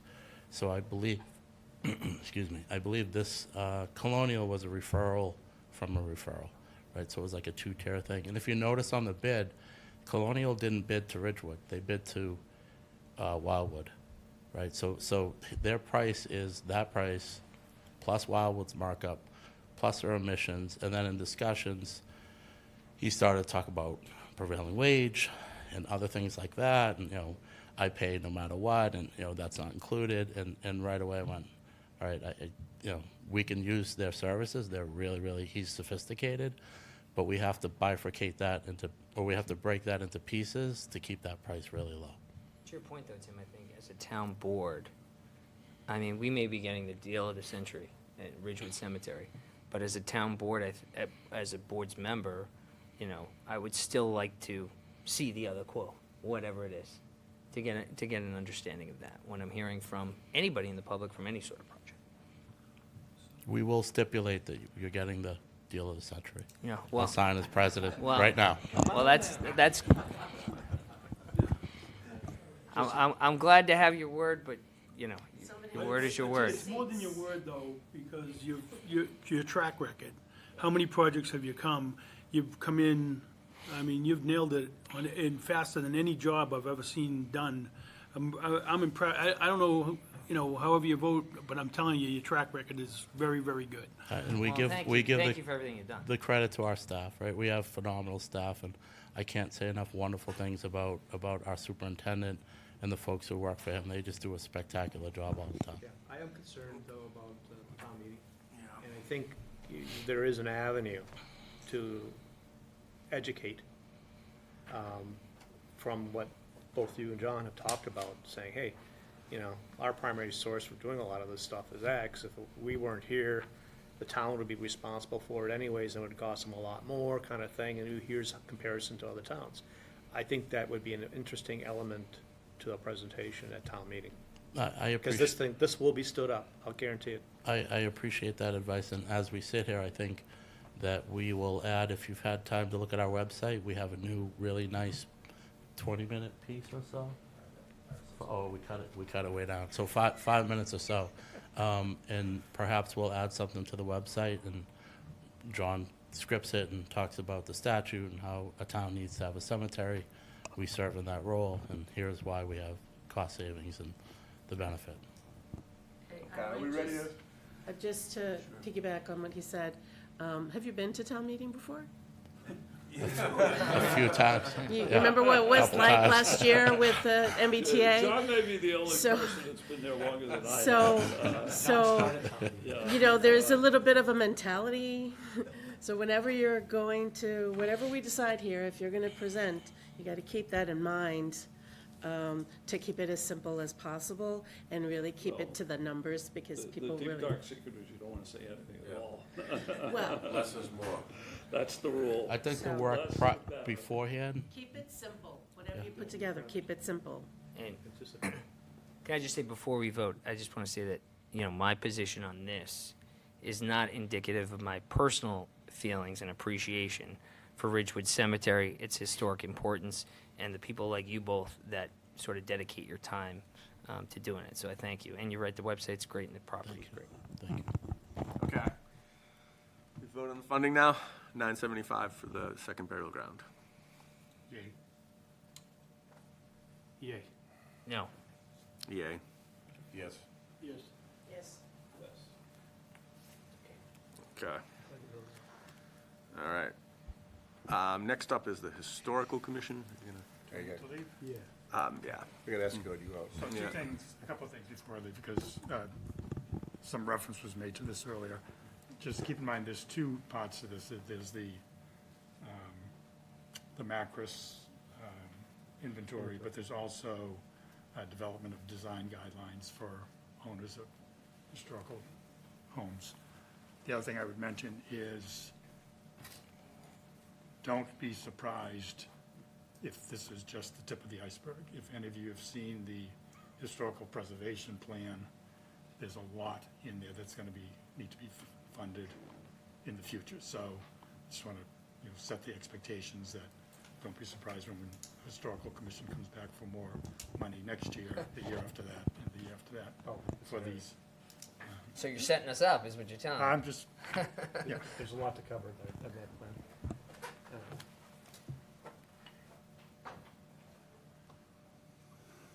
Okay. All right. Discussion of the Historical Commission work. Yeah, I had discussion through email with Peter Benton on this project, on this particular thing. He doesn't think it's enough of what Ron That's not and enough his, money? not enough money. He says it's probably gonna cost more, but I'm not exactly sure where Peter was coming from, other than he knows it's gonna be defining the, giving definitions of what the structure should look like, as well as the inventory. But I think it's a go. It definitely falls into the recommendations that Peter Benton in his report has. You gotta know what you have, in my view. I think it's I'm only asking. important. You can only approve the amount, Yeah, no, consider the amount that's been presented.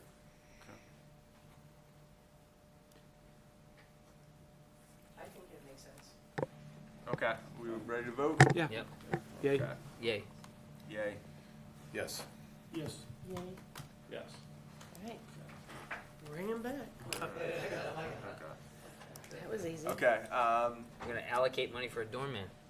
the town of North Andover, for the Stevens Estate Stables in the amount of $450,000. We saw the presentation, and earlier from, Ms. Burzloff. How much did we get the discussion? stable last year?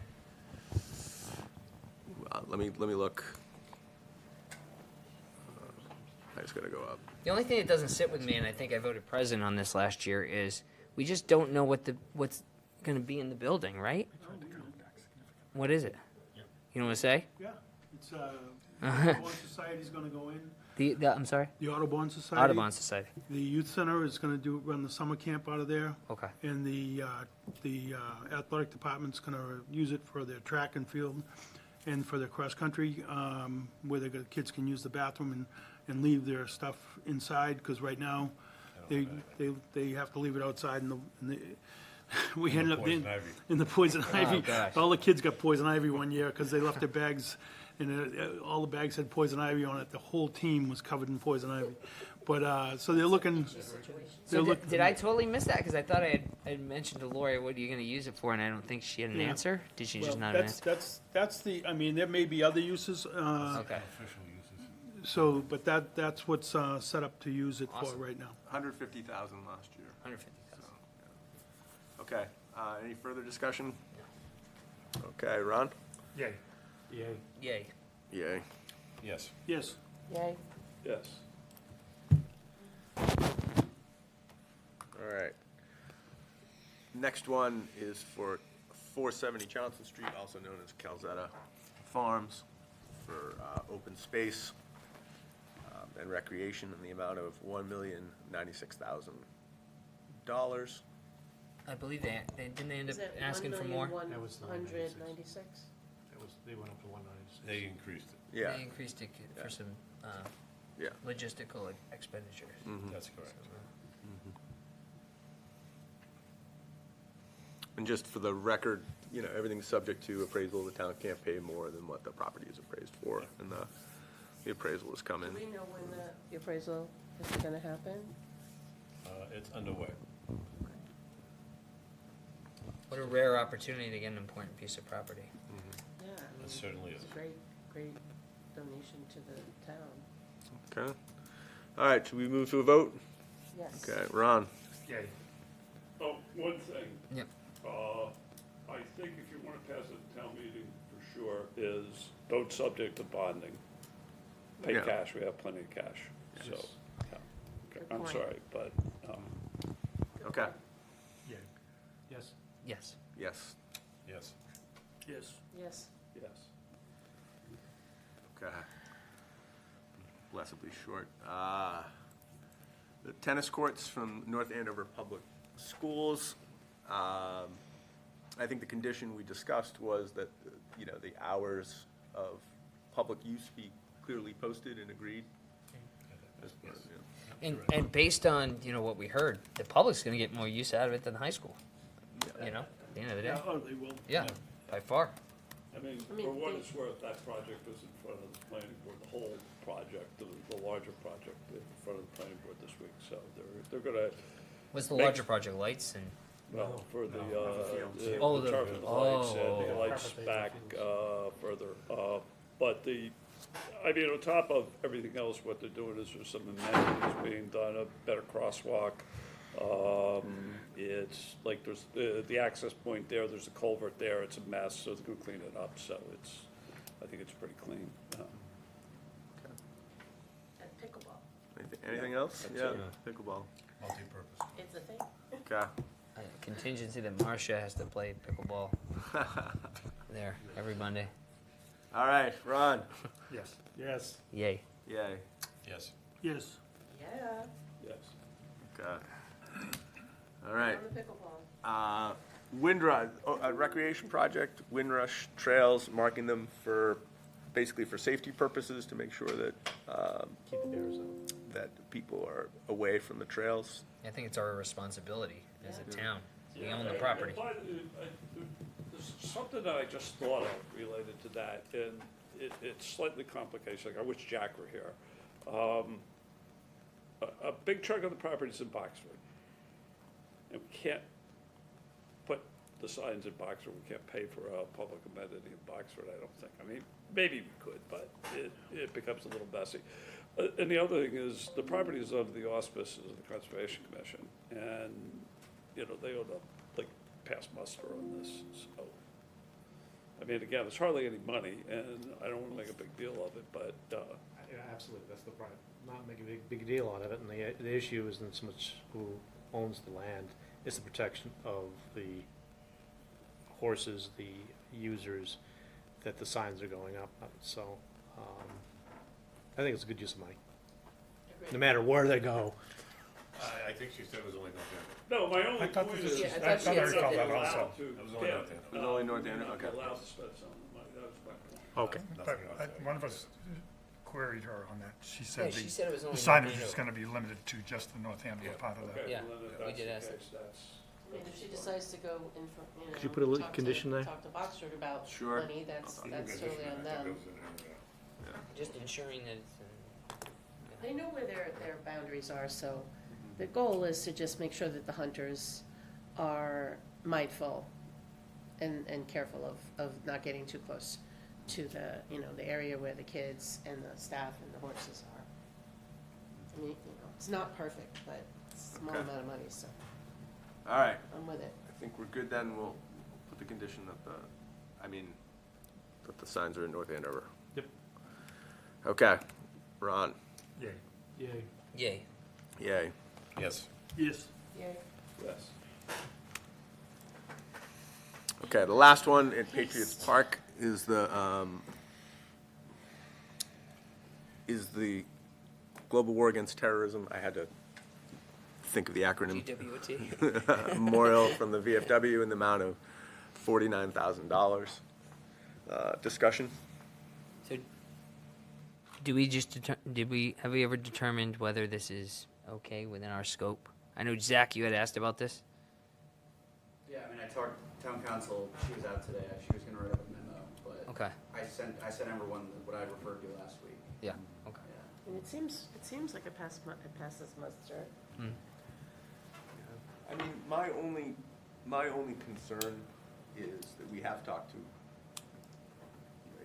if you go in on this, it is dedicated parkland, a lot of things in their favor, it's a great project.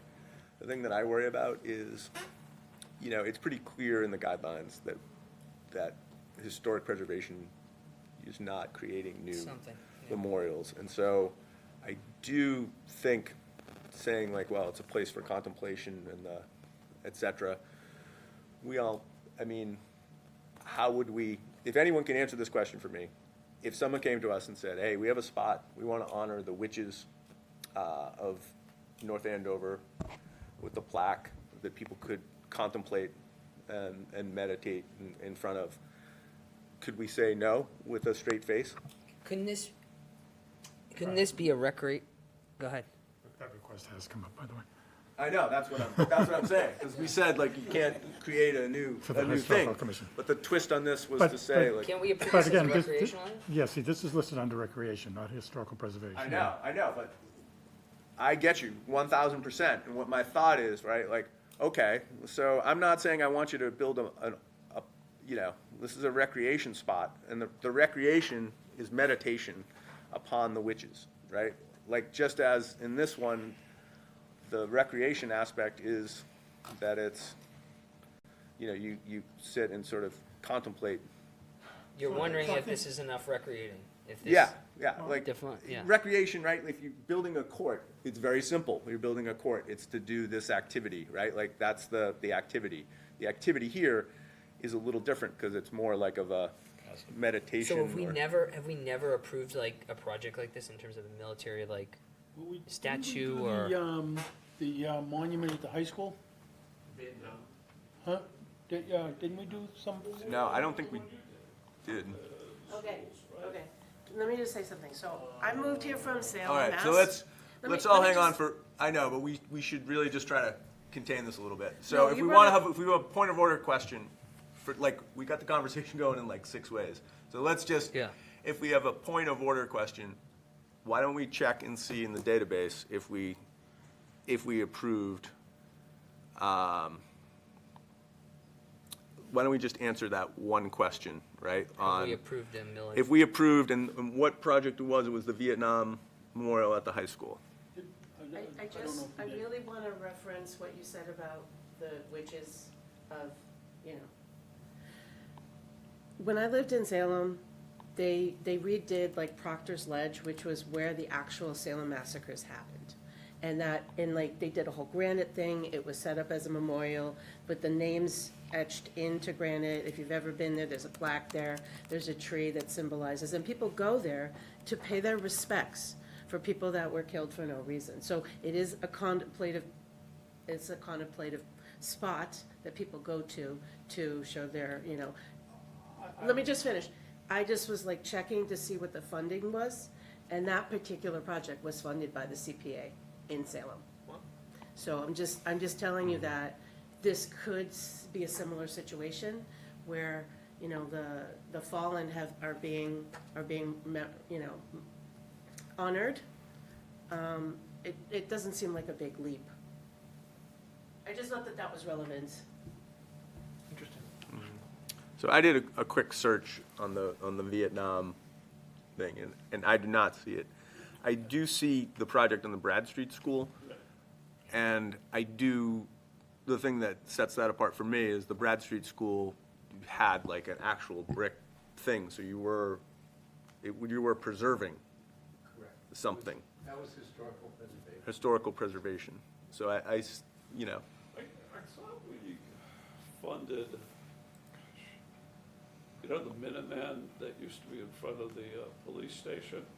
No, it wasn't the Minuteman, it was the big, bowl. Yeah.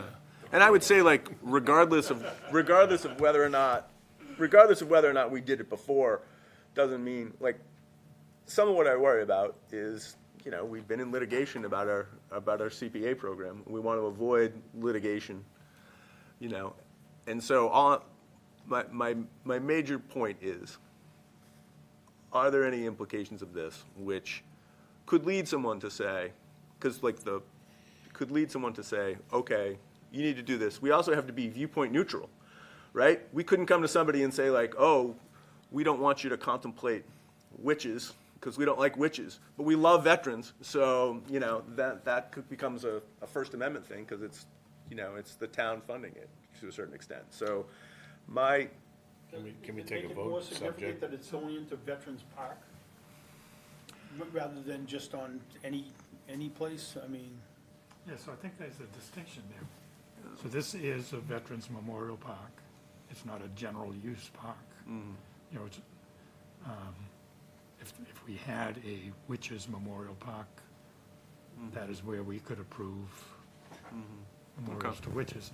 that a motion? Whether it, but I still agree with the question of whether a memorial qualifies, even though it's on land that may. It's just subject to the attorney's review, I guess. That's Yeah. what I'd say. okay, subject to the Approved Say by rule, town okay. council. By town council of, that it's within scope.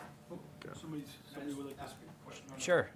Your 12 patience Smith Ave, is Salem. appreciated. No, cheers. I'm missing my regular meeting. We're voting for new officers, so I'm happy to be here. You're voting Hopefully, I for got voted out. No, so when you say the town council, are we invited to that? Is the expectation that as a post, we should have something prepared, or is that you passing? No, so the law- town The council, lawyer, the Yeah, lawyer. yes, Yeah. but do we need to have anything for that, or? no, so she's gonna examine the facts, like the application, and compare it to the law and make a determination. She's just gonna make sure we can do it, Can't do it. Okay, yeah. CPA can fund it. that we can fund it, We can yeah. fund it. It's not a matter of whether we want to, but whether we can. Yeah. Yeah. Okay. Just a quick glance of the Community Preservation Coalition database. There's not a lot. Most of the stuff has to do with parks and baseball fields called memorial. But there are a few items in here where they do build memorials to World War I, World War II, within here, so. Yeah, and- I bet and- other and towns. that's what- The fact that it's in a park has to What help, does right? Yeah, it but fall I- under? yeah. Does it fall under, which category does it fall Recreation. under? Recreation. Recreation. And I just want to stress, like, I mean, you could walk through these, you know, John, you've had a bunch of conversations with Stuart, I've had a bunch of conversations with Stuart. There are a number of projects which may not pass muster, but it's kind of like, if no one says anything, right, it just happens, right? Like, I definitely think that's There's happening. a lot of them. I mean, if you think about, like, the Acton decision that triggered all the litigation, there's multiple other church ones that are probably very similar, but it was not in the community where they,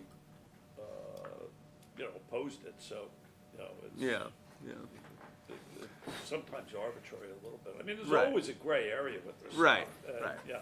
I mean, No, it is I get it. conceivable that like a school group could go to this memorial, have like a little lesson and maybe have, sit down around it and have snacks and have the kids look at the different parts of it, and it could be educational as a form of recreation. Like, I see the argument for that is very strong. So I see the condition now, getting town council's blessing on it. Yeah, That- fair. Put it to bed. That's, Okay, all put it right. in, put it in.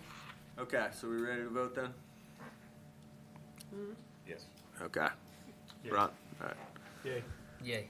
Yay, Yes. Yes, Yes. Yes. okay. Could I, before we move further along, typically is like $50,000 in there for admin. Yeah, we should put Yeah. money out. So I make a motion to put $50,000 or identify $50,000 for administrative purposes into the current community preservation proposal. Do I have a I'm s- just curious, how much of that do we typically use? It wasn't a lot. In fact, I can take you a look at the financials. Hardly any. Yeah, I mean, it comes back. Put it in, I Can mean, you, it's, can you help a newbie just kind of It's- contextualize that? Oh, it's to pay Rick's legal costs kind of thing. I mean, it pays like the community preservation. We have Coalition Stu, if we have fees. Stu, you know. You know, we What pay, are those? we pay Stewart.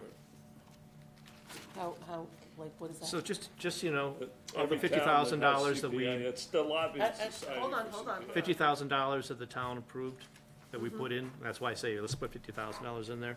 8,000's been spent so far this year on the fiscal year 25's For plan. for what items? I don't know, Administrative stuff. non-grant things, I don't I know, mean, it's like what legal, happens is you honestly, may need a legal, opinion, it Stuart, could be a lot So of when, different- getting the opinion of the council, that money is allocated it'd be for an that external, purpose. yeah, Got it. third If we party. had an Okay. external, if we had an external counsel, the Got it, town council got in it. charge. Yep, On-the-job training. it's just the don't detail. And It's that just- doesn't compound, right?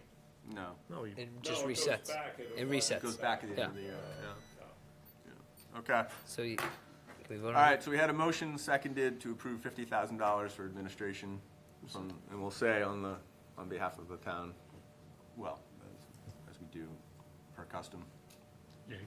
Yay. yay. Yes. Yes. Yay. Yes. Okay.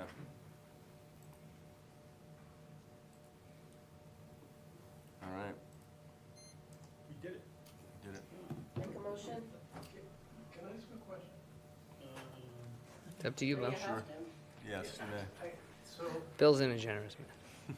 How were things left as far as our application? Are you going to go back to the town and use 55,000 of the 200,000 that they've already been given for our? We're gonna ask them to use that money for a study of the building, yes. Okay. And would that be something we would do? Question? I think it's entirely with the town, because it's the, you know, it's the town's, they're the town's funds. But I think, Bill, I think you had to write who you need to write to, Yeah. Alyssa, and just say, look, we discussed this, we felt a good compromise was that there's already $200,000 been appropriated, use up to 55,000 of that for Yeah. an assessment. And your email will have a lot of weight to that. Yeah. And copy the Historical Society on it. I'm just watching the cameras, I got somebody helping. All right. Okay, and then, in terms of the calendar, I believe we have 2 meetings scheduled in April. Zach, and off the top, I can't remember which dates we had. April 3rd and April 17th. Okay. Did those get sent out already? No. Yeah, we sent out the whole They're list on of, count- the they're No, I whole, mean like a calendar invite. No, but they're No, on, but- I don't do that till the week of, but they're on the Got public it. calendar. I think Yeah. I think they did hold it. yeah, so we've had these 2 dates out there. Normally what we do, you know, I'll go to the select board with the recommendations, we'll put together a presentation, I'm going to the select board fairly quickly, and then, you know, what we usually do is take the town meeting presentation and just review it before a town meeting. You have to go to the finance committee. And I have to go to the finance committee too, I'm scheduled to do that in April, so, although it's not on the, Do you know when the warrant gets printed? I think it's the 12th. Do you want anybody with you at these meetings? Is there anything, anybody you, Sure. because are you looking for any support on any particular things? Because I'd be happy to go, or I'm sure anybody would. Yeah, why don't I'll put it out. The finance committee is scheduled, I mean, the select board is scheduled, the finance committee is not scheduled yet, but it's gonna happen in April. Okay. Let me just look. But my question is, if we have 2 meetings scheduled in April, my preference would be we just meet on the 3rd, because I'm gonna put together the presentation. It's gonna be the same presentation I give to the select board and the finance committee, you know, is the one I'd use at town meeting, absent intervention. I don't think we have anything else to do. We could also put a meeting on for the, you know, I think it would also be good to calendar a meeting for the day of town meeting. We've done that, you know, just in case there's anything we need to do. We have to post it. So, so Zach, if we could get a spot and start, like if town meeting starts at 7, we meet at 6. Or You mean like in another part of the high in another part of the high school, and just, you know, you have to post it and have an agenda and so forth, and it could just be to, you know, and we could make the agenda in April, or make the agenda over time. So what I'm saying, you know, long story short, what I'm saying is, you know, it'd be great if we could meet on the, that meeting on the, if we could do that meeting on the 3rd, and skip the one on the 17th. If you want to do the one on the 17th, if we want to do both, if you want to do the 17th in alternative, I won't be around on the 17th, but, Just meet on the 3rd, and then we can decide there whether we need one. okay. Yeah. All right. All right, so our next meeting is the 3rd. Any other, oh, and the finance committee came through for, I'm sorry, for April 7th, so, You do the minutes. Oh, the minutes. yes, we can do the minutes, sure. Okay. Does anyone have them open? I just clicked away from that tab. No, but I'll make a motion to approve the minutes Well, of we our should, previous meeting. I just don't know the date. Zach, we do like the minutes. Remind me the date of the town meeting, May 13th. 6 was the meeting, I believe. Tuesday? Yeah, Yes. okay.